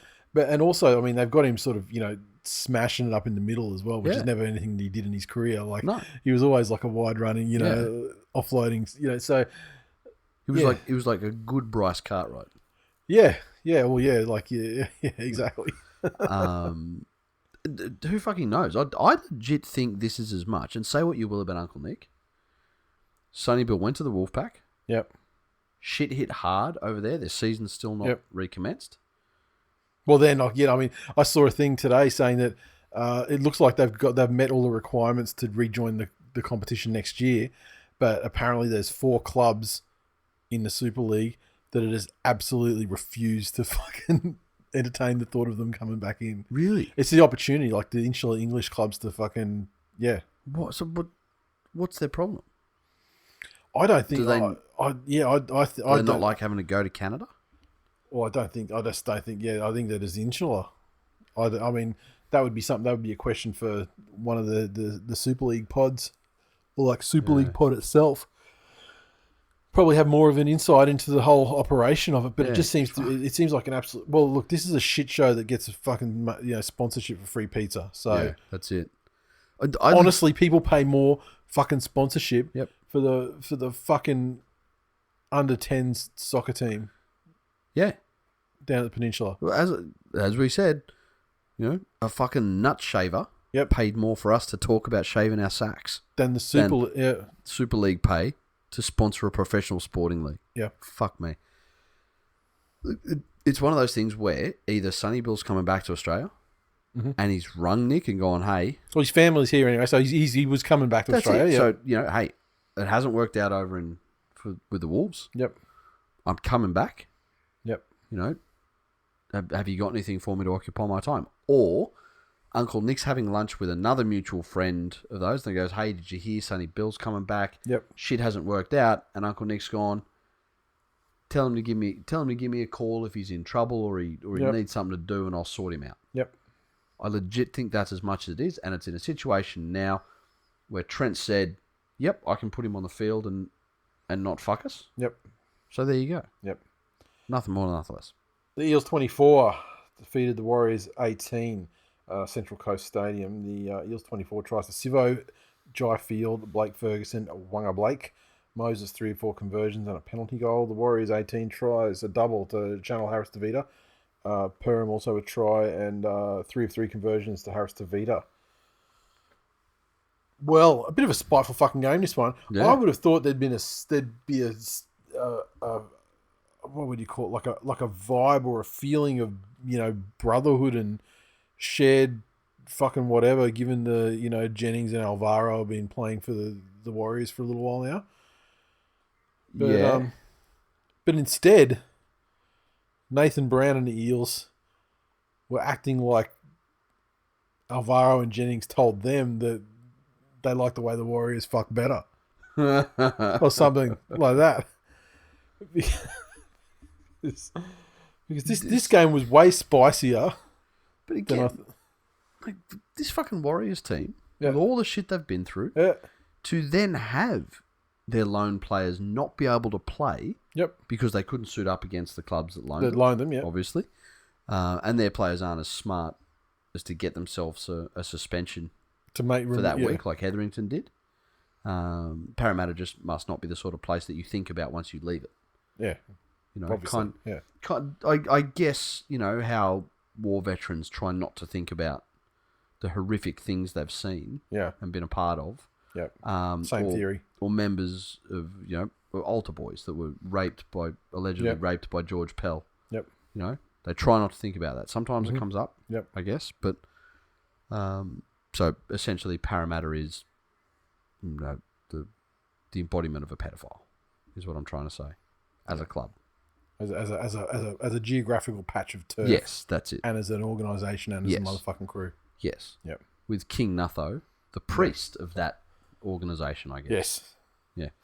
King Nutho, prone to season-ending ACL injuries and almost had fucking season-ending ankle injuries at the hands of fucking Roger Tuivasa-Sheck, who's getting back to that mad Dalsim teleportation shit. We haven't seen that shit in almost years, I want to say. I want to say since the Roosters. Yeah. Oh, maybe did he have one season? I feel like he did. Yeah, I feel like he did. Yeah, before he just snapped himself. But man, the last couple of weeks though, dude's been fucking next level. Yeah. Again. Yeah. The way that the greatest fullback in the game that he was. When he sort of the time he left East. Yeah, he was. Just sensational. And realistically speaking, the only thing that cost the Warriors this game was that fucking sin binning. Yeah. Which was, in the scheme of things, fairly soft as far as these things go. Yep. Have to be said. Yep. Generally speaking, the old jersey grab around the collar into the nudge hasn't really been a sin binning thing. They did focus on that a little while ago, I remember, because players were using that instead as a loophole. They were grabbing the jersey and just punching cunts in the face with that. But it wasn't even really a full example of that. No, not at all. So I feel like they were a little bit hard done by there. And, the Eels, the difference in the game, they put a couple of tries on them in that period. Yep. The Warriors did a fantastic job fighting back with some great tries. Great fucking team tries. Yep. Entertaining, chucking it around for half an hour until they find a gap and go over. But, an unconvincing win, but a win nonetheless for the Eels. And I guess at this stage of the season, that's really what they're after, given some disappointing losses and just some generally poor performances. I would like to see Nathan Brown start being an actual hard man, instead of the just grub cunt fake tough guy. Yeah. Because he's got the spirit for it. He's got the fucking ticker for it. Yep. To actually get in there, and when they need him to, take the fucking hard runs. Yep. Get in and barrel cunts over. Do that sort of stuff without this niggly bullshit. Yeah. He goes on. And but even do the niggly bullshit, but don't back up and go to water when someone starts to shove you over it. If you're going to be the enforcer guy, you've got to be the guy that doesn't take a fucking backward step. Exactly. And, fucking. But Timothy on Facebook said, Para have to be the vuvuzela of all the teams in history to be in third position. They're like the Robert Louis of rugby league. Ugly to watch. They fuck it somehow, and when they do, they'll go home and beat their missus. It's probably an apt description. Simon said, is there a softer tough guy than Brown? I bet the cunt is on TikTok as well. Well, here's the thing. Anyone can be on TikTok. You wouldn't be successful on TikTok because there's no market on TikTok for fake tough cunts. There is a fucking market for cunts that can do awesome dances with a bunch of sleuts around them. And clearly it's a market for people who can't really do awesome dances but are famous. And wear headgear. James said, Jazz already showing that he hates every cunt named Nathan Brown. Good game by the Warriors. I don't mind losing a game by 6 when you get 2 tries put on you when someone's in the bin for a bullshit call. Fucking ref's fault. Indeed.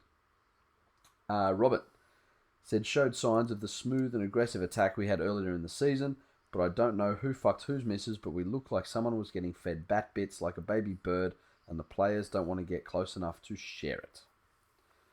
Adam said, so if all it takes to get the W was 2 million in players out of the side... Whoops, I've fucking done it again. That's the Cowboys one. Don't worry.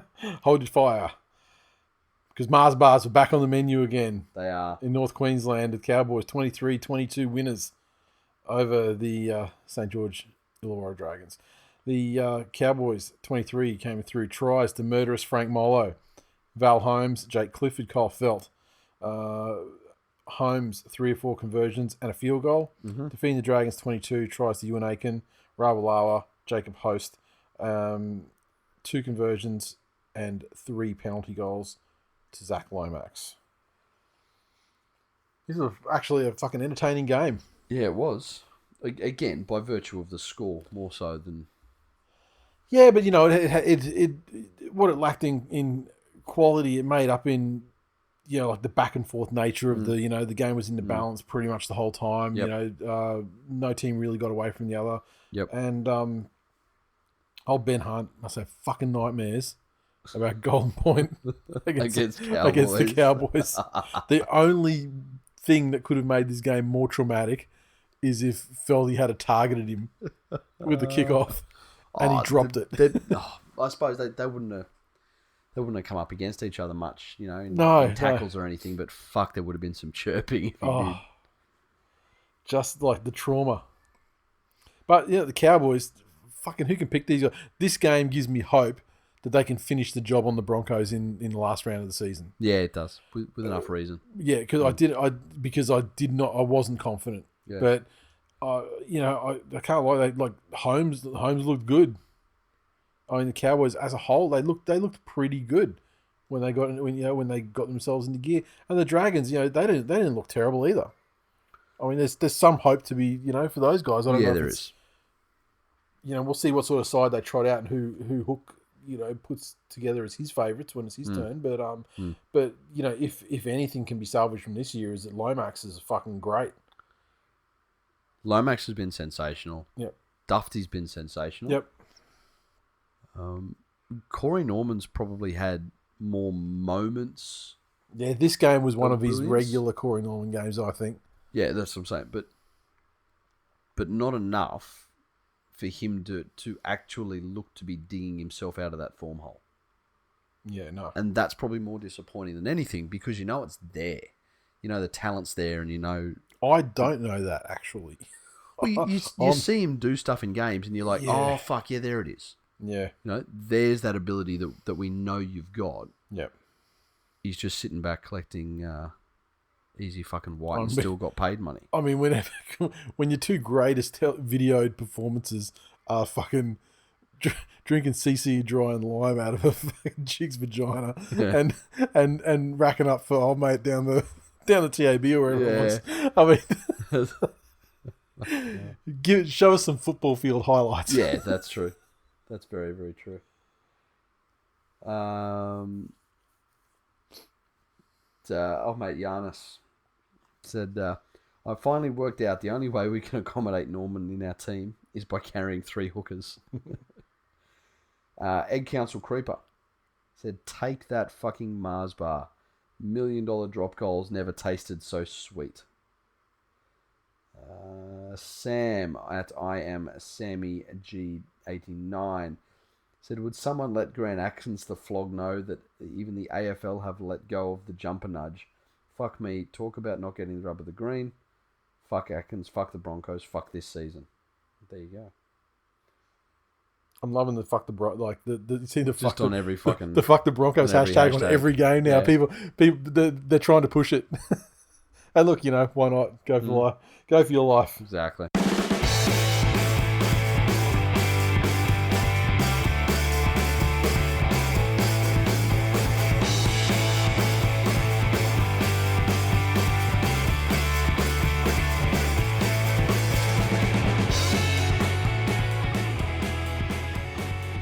Okay, previews for whatever the fuck it is. Round 18. Thursday night, the West Tigers take on the South Sydney Rabbitohs. Unchanged squad for the West Tigers. The Rabbits. Gay Guy returns. He's been named for the last 2 weeks, and not playing, but he's been named again to return in 5, replacing Jackson Polo on the wing. Liam Knight comes into the front row for Tavita Totola, who is out. It's a pretty big loss for them. Jed Cartwright is set to make his club debut on the bench. Look, Rabbitohs they're humming pretty well. Yeah.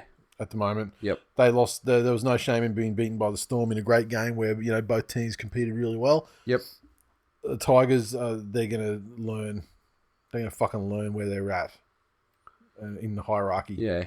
Look, the Tigers, I'm sure, will be able to get in there and go with Souths for maybe 2/3 of the first half. But I think that Souths just have too much class and too much firepower. Honest to God, when South sweep a backline play, where do they go? Yeah. Left. Where do they go? Anytime try scorer, AJ. Yeah. Fucking put him down for a couple. Yeah. One or more for AJ. Then, when Rabbitohs are busting shit up in the middle. Yeah. With Reynolds and fucking Cody Walker. Yes. Oh, how many missed tackles? They're going to go right through fucking old Benj. Yes, they are. Like he ain't there. Yes. I think the Rabbitohs are going to win this game extremely well and consign the Tigers to their rightful home of 9th. Bulldogs versus Mighty Manly Seagulls. Okay, so this week for the Bulldogs, what do we got here? Foran's gone. Yeah. Oh, sorry. No. You good? No, go for it. What do you want to do? Did you have something you want to add to the South? No. Also, the Tigers thinking like their mathematical chance for the finals, and there's 2 teams they come up against in these scenarios usually, the Raiders and the Rabbits. Yeah. Traditionally lose by 50 to both. Yes, that's true. Here it comes again. Now back to the Bulldogs versus Manly. Big changes in the doggy side. Kieran Foran, I think it was his pec. He's out for fucking ages. Dylan Napper's out injured. Montoya and Kieran Holland are out. DWZ moves to centre. Remus Smith to the wing. Avarillo to starting 5/8. Luke Thompson to lock. Tolman to prop. Brandon Wakeman and Suaso to the bench. And the return to the wing of Jaden Ockenbaugh, which is extremely timely. So Manly get Miski to replace Tafua, which probably should happen a couple of weeks ago, but anyway. Yep. Cade Cuss returns to 5/8 because Schuster's out for the season with his, at this stage, a couple of weeks is the season. So look, the Doggies have got to be massive favourites because just down to team selection. Manly don't have players to pick from. I get that. Doggies have got players to pick from, but they've made, like, George Arliss has made an astute selection this week. In when you see a Manly side that has so many kids in the back line, Yep. what do? You bring a fucking professional at fucking kids into your side. Jaden Ockenbaugh returns finally to the side, imbued with the fucking power of fucking Dennis Ferguson and George Pell. Yeah. An absolute professional at fucking kids. And so, I mean, a hat trick for him for sure. Surely. Sure. I mean, that's... Has to be. I mean, this game is tailor-made for him.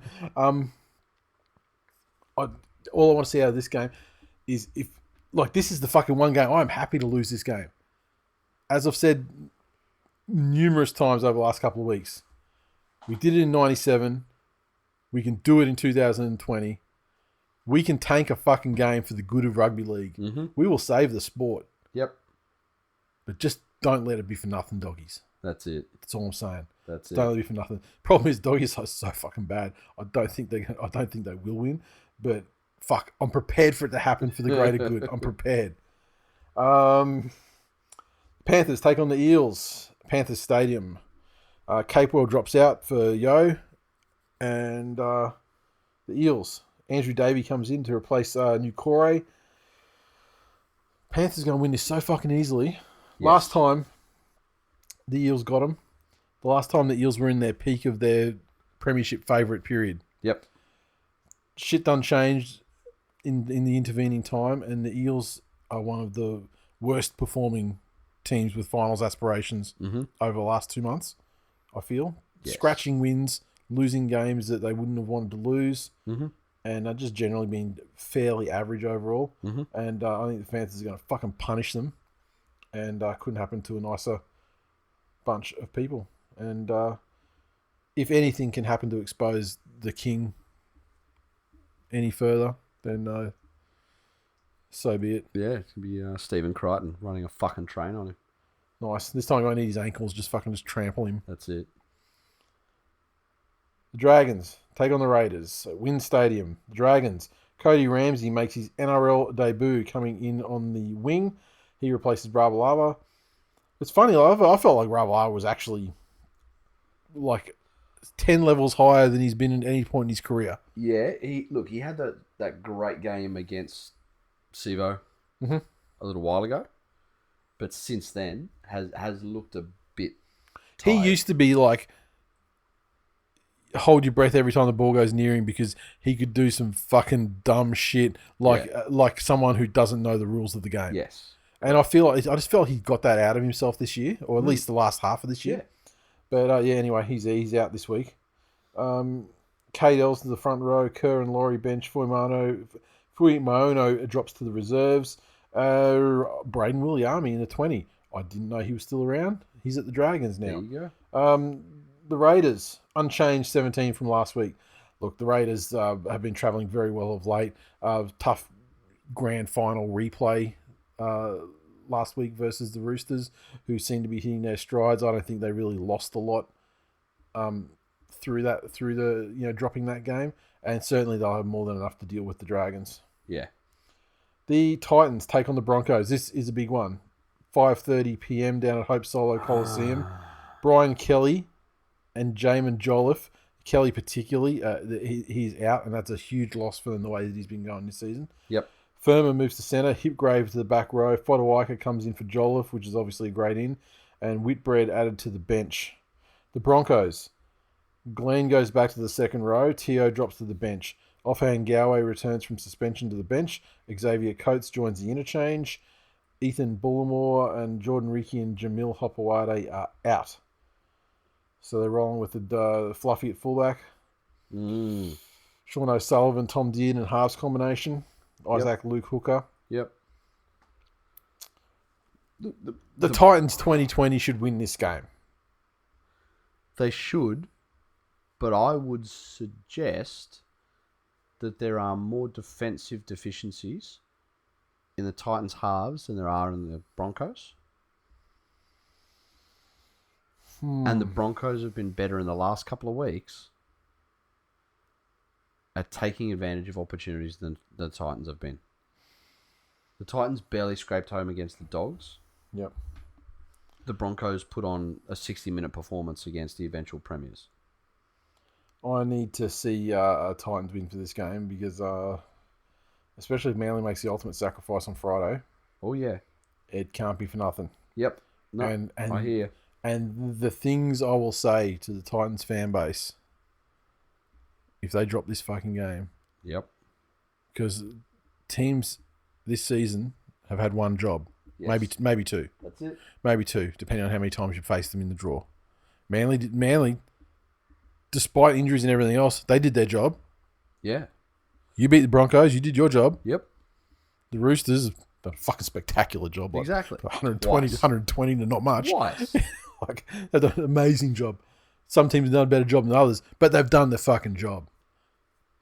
Titans, it's your turn to step up. Yes. Do the fucking job. Do your fucking job.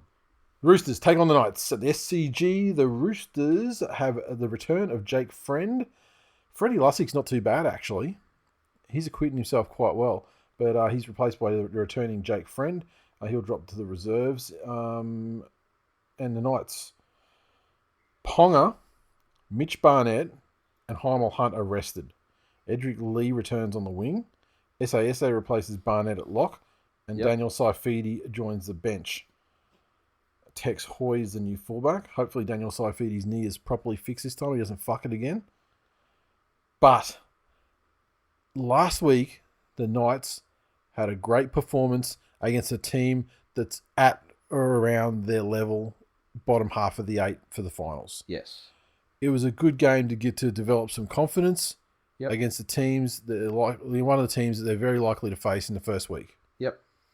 This week, they come up against a team that's not at 100%, still playing very well, and is one of the benchmark sides in the competition that they're going to have to face on week 2 onward in the finals. Yeah. Rather than stand up and test themselves against this side to benchmark themselves with a couple of weeks to go and the opportunity to tweak things and et cetera, they choose to stand down Ponga and Barnett, two of their best players. Yeah. I do not understand. Like, if you tell me that Kalen Pong is tired and he needs to be rested for a finals campaign, you're playing like the fucking 11th and 13th teams in the next 2 games. Yeah. Rest him then when they're games that don't mean shit. Yeah. What happens to the psychology of the Knights if they lose this game by 40 points? Man. You can't say, oh, we didn't have Pong and we'll bounce back. You can't do that. That's you've head fucked yourself if you make it to the week 2 of the finals or 3 or whatever. You're gonna have to play a team like this. He's had a couple of rough games. You know? Yeah. You could rest in the next 2 weeks. Maybe there's some realism in the team where they say, you know, we're going to get touched here. I just Who like knows? what's a worse? I mean, is it better for them to get destroyed with Ponga without Ponga in the side, so they can go, oh well, we got Ponga to come back? Who knows? Versus getting destroyed with Ponga in the side. Maybe the priority is just getting him right. Maybe he's such the linchpin for everything they do that it's just we know it's not a perfect situation.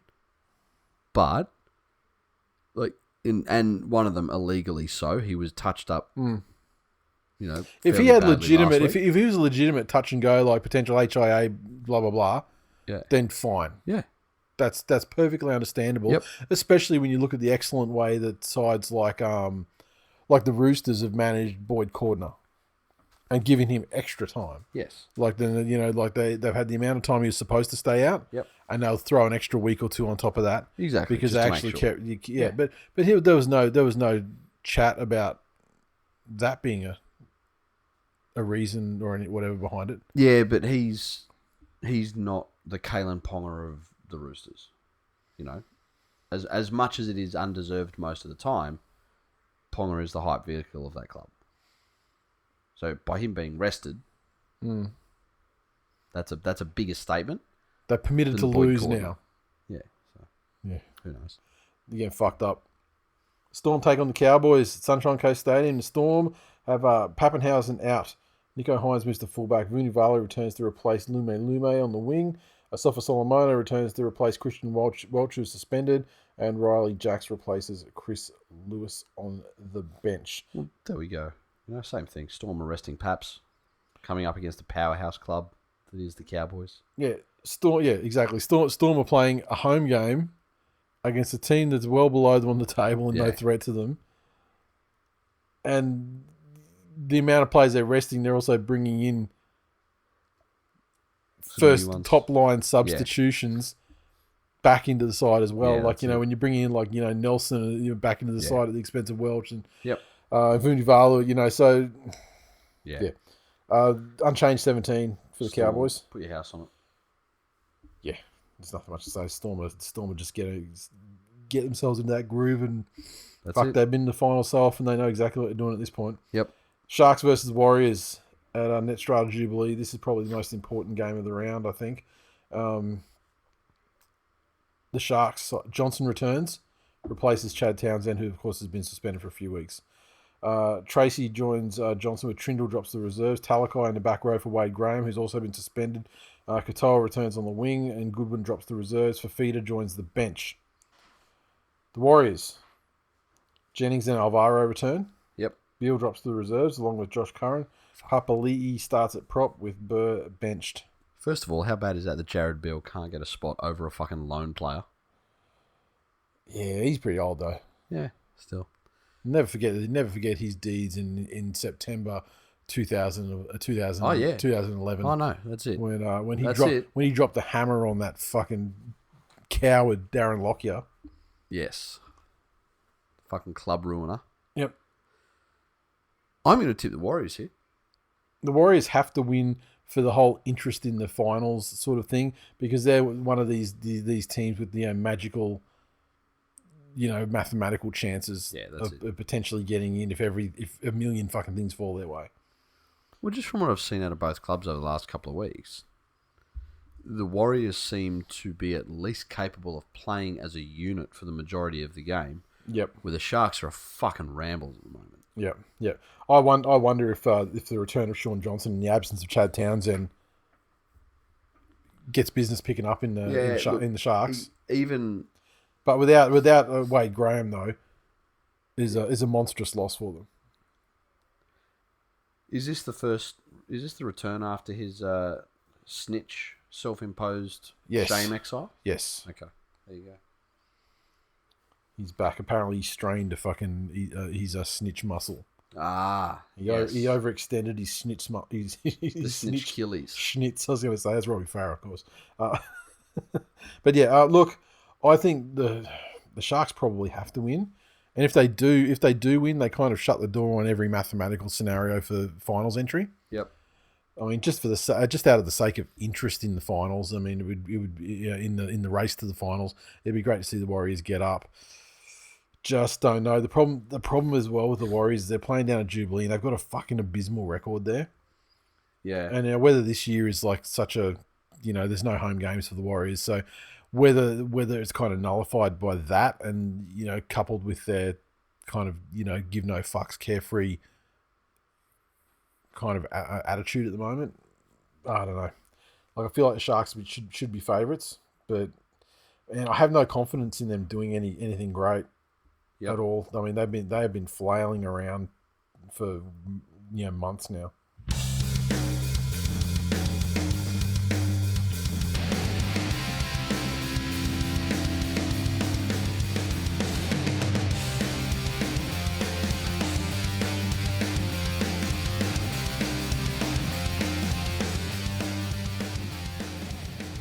Okay, let's hit the mailbag. First up, Michael said, who's the biggest cat playing in the NRL currently? Nathan Brown. I was going to say Callum Ponga. We're both right. Yeah. But Nathan Brown is like, well, look, I don't...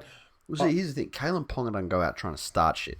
Yeah, I don't think Nathan Brown's the biggest cat, but I am very disappointed in the fact that, like, I feel like if you're completely on the back foot, getting fucking prison raped on the field, that would install you as the biggest cat. I mean, but Nathan Brown, I've got to say, he does go around acting like a bit of a fucking Terry Tough cunt, and he doesn't like being challenged on it. And that, in my books, is a bigger cat than some fucking spindly kid that just keeps getting smashed and doesn't know when to fucking stay down. No? The whole old fucking gouge cunts when they're not looking, and knees on the head in the tackle and all of that shit. Yep. Fucking do it with your play of it. Yep. Be an actual fucking hard cunt. Yep. Clevo said, which member of TWiL Nation would you want to coach your own team, and which member would you like to coach the Broncos? None of you to coach any of my teams, and any of you to coach the Broncos, because I know that as a like-minded community, all of you have the Broncos' worst interests at heart. Yes. So I trust that. I would actually want Real Dad to coach the Broncos.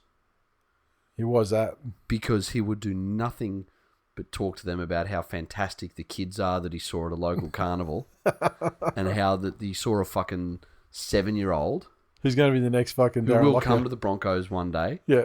And had actually found out where this 7-year-old lives, and the place would be so disrupted while there was a fucking To Catch a Predator documentary filmed about him that they'd never win another game of rugby league. Timmy McIntyre. Just a shout, birthday to King Gutho. Wishing you all the very best. I hope your day is as special as you are, XX. What team does he support? Do we know? Well, look, I had this discussion with him the other day, and it's like he supports the Eels, but then he supports the Roosters, and then he supports Cameron Smith. Like, I have a photo of him crying after Scott Sattler made the tackle in 2003. Seriously, you go and watch the fucking replay of the game. Yeah. And he makes the fucking tackle, and they go to the crowd, and there is a kid with red, white, and blue cunt face paint, crying his little bitch heart out because fucking the slowest winger in history just got butt fucked into oblivion. That's Timmy McIntyre. You sure it wasn't the fat kid from Hey Dad? No. This kid raped and then ate the fat kid from Hey Dad. Chris said, why is Anthony Griffin all of a sudden the darling of News Limited and Fox? Buzz's feud with Gus can't be the only reason, can it? Well, it's not the only reason, but it's a reason. He is one of those chosen ones, though, isn't he? Like, Trentius is very protected by the media. Mm. Griffin's also beloved, it seems. Mm. In this day and age we live of, polarized viewpoints, you can back yourself into a corner. And I feel that the feud with Gus might not be the only reason, but it's the catalyst. Whereas when it happened, it was an easy line to take because Gus is himself a polarizing figure. People love him or hate him. Yep. Because of the way Hook was treated at Penrith, it was easy fucking clicks for them to come out and talk about how unfair it was and how horrible it was and how this. Because you'd get all of the Gus haters wanting to click on it, as well as all of Gus's supporters that would want to read it and get fucking outraged. Now it's just as simple as they can't go against what they did then. Where are we? Russ. Can Hook the headmaster cope with having to collaborate with Millwood and co on the Dragons team selection process? I think that you don't sign up to be a head coach for a side without getting some sort of assurances about it being your. And again, according to Dean Young, he's had full control over selection, and he's only the temp. That's it. One thing though that fucking gets me is how anyone in their right mind walked into that job with premiership winning coach Shane Flanagan. Yep. Sitting in the assistant's chair. Yep. Waiting to serve out a suspension. One more year. Yeah. Of one more year. Yeah. Yeah.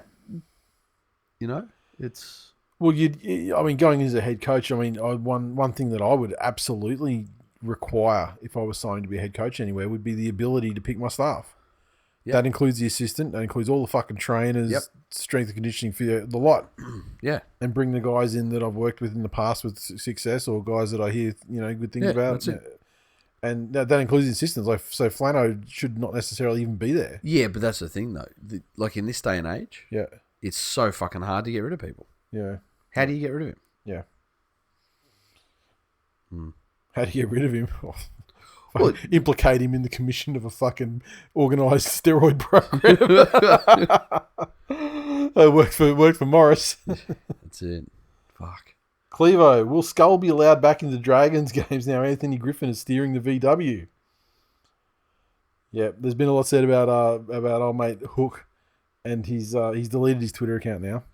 Yeah, good. But fuck, man. He would retweet and like Pauline Hanson sort of that kind of situation. Ugh. Those sorts of tweets. So yeah, okay. he does have a level of that Aussie racism in him. And Skull, for those who don't know, is a Dragons fan who was a very prominent Dragons fan who was an actual Nazi. Yes. Actual go-to protests and rallies dressed in like fucking like regalia, like SS fucking uniform. Yeah. Proper Nazi. Steven said, as one of the few whose wife is also an avid listener, I was lucky enough to score both a Trust Us t-shirt and a Manscaped kit for Father's Day without having to buy them myself. That combined with an unexpected Tigers win made for a pretty damn good Father's Day. Hashtag fuck the Broncos. Well, just putting things just to one side, Stephen, for just one moment. Shout out to Mrs. Carroll. Yes. How fucking good. How good. What an absolute fucking champion. What an anti-barb. Oh, the absolute opposite of a barb. Yeah. Absolute champion.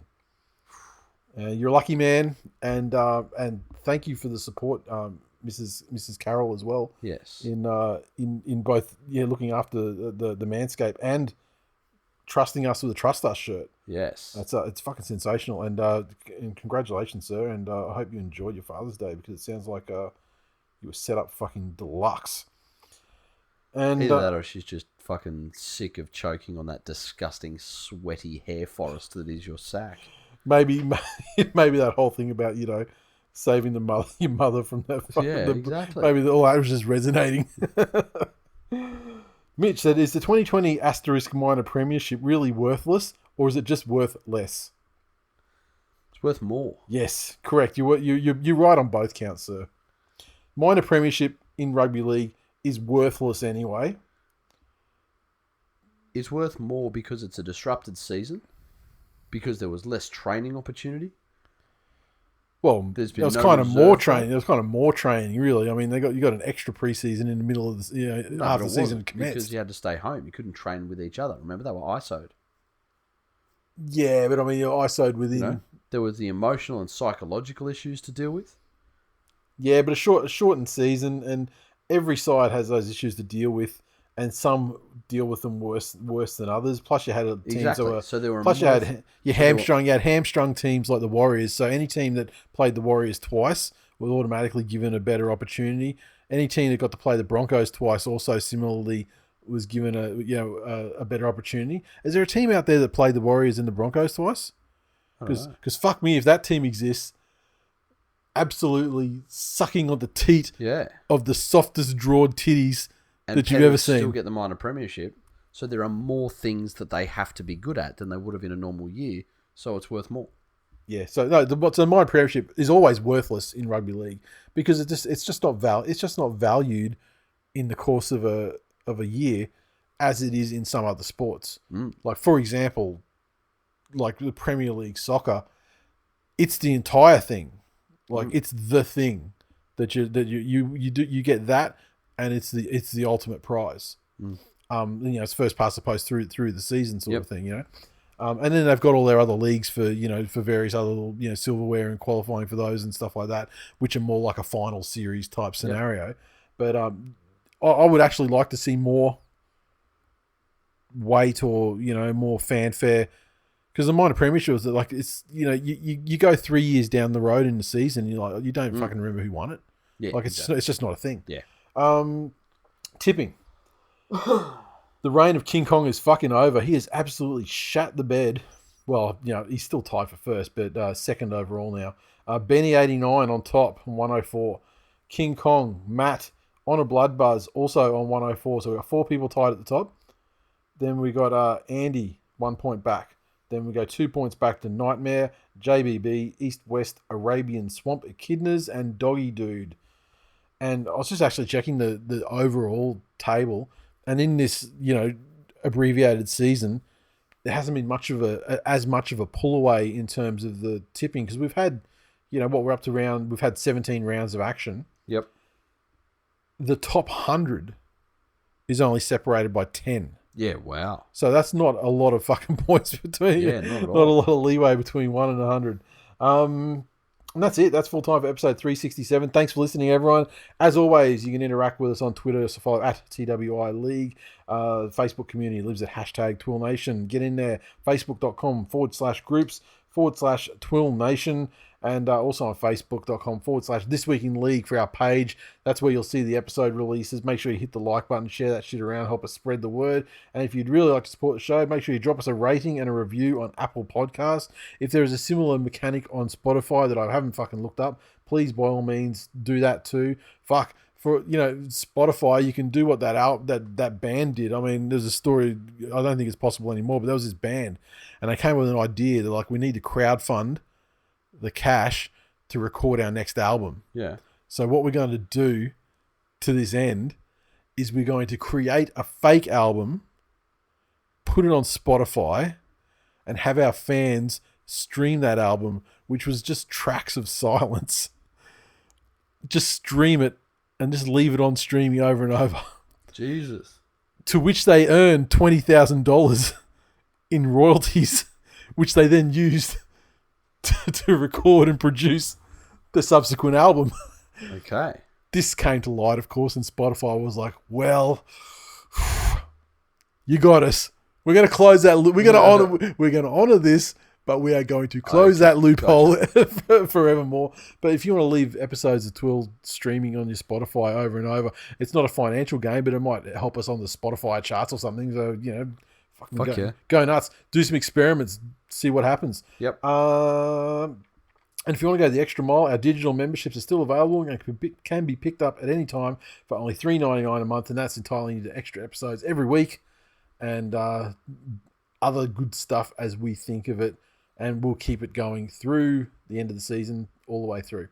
And also, it's probably a decent time to announce it now. As you know, we had the Manscaped thing going on a month ago or whenever it was, and that was basically a trial with basically to try us out, see how we worked for them, with the idea that if it didn't work the first time, it wasn't going to work the second time. Mm-hmm. Turns out it worked like a motherfucker the first time, and so Manscaped are coming back on board, and we'll be going right through until through December. So not officially official yet, but you'll probably hear us do a read over the next couple of episodes. I'd say we'll do another read. Yep. And all good. Glad it worked out for them. Worked out great for us. Worked out great for you guys from the sound of it. So very happy to find a partner that works for everyone going forward. And plus we got some good laughs, shiny nuts, good laughs out of the stories and stuff as well. And so we may even, if you have some stories, but send them in. We might we may feature them in the reads going forward. That's it. That's all we got time for this week. So if you got nothing else to add, 13 in a row. See you next week. Later.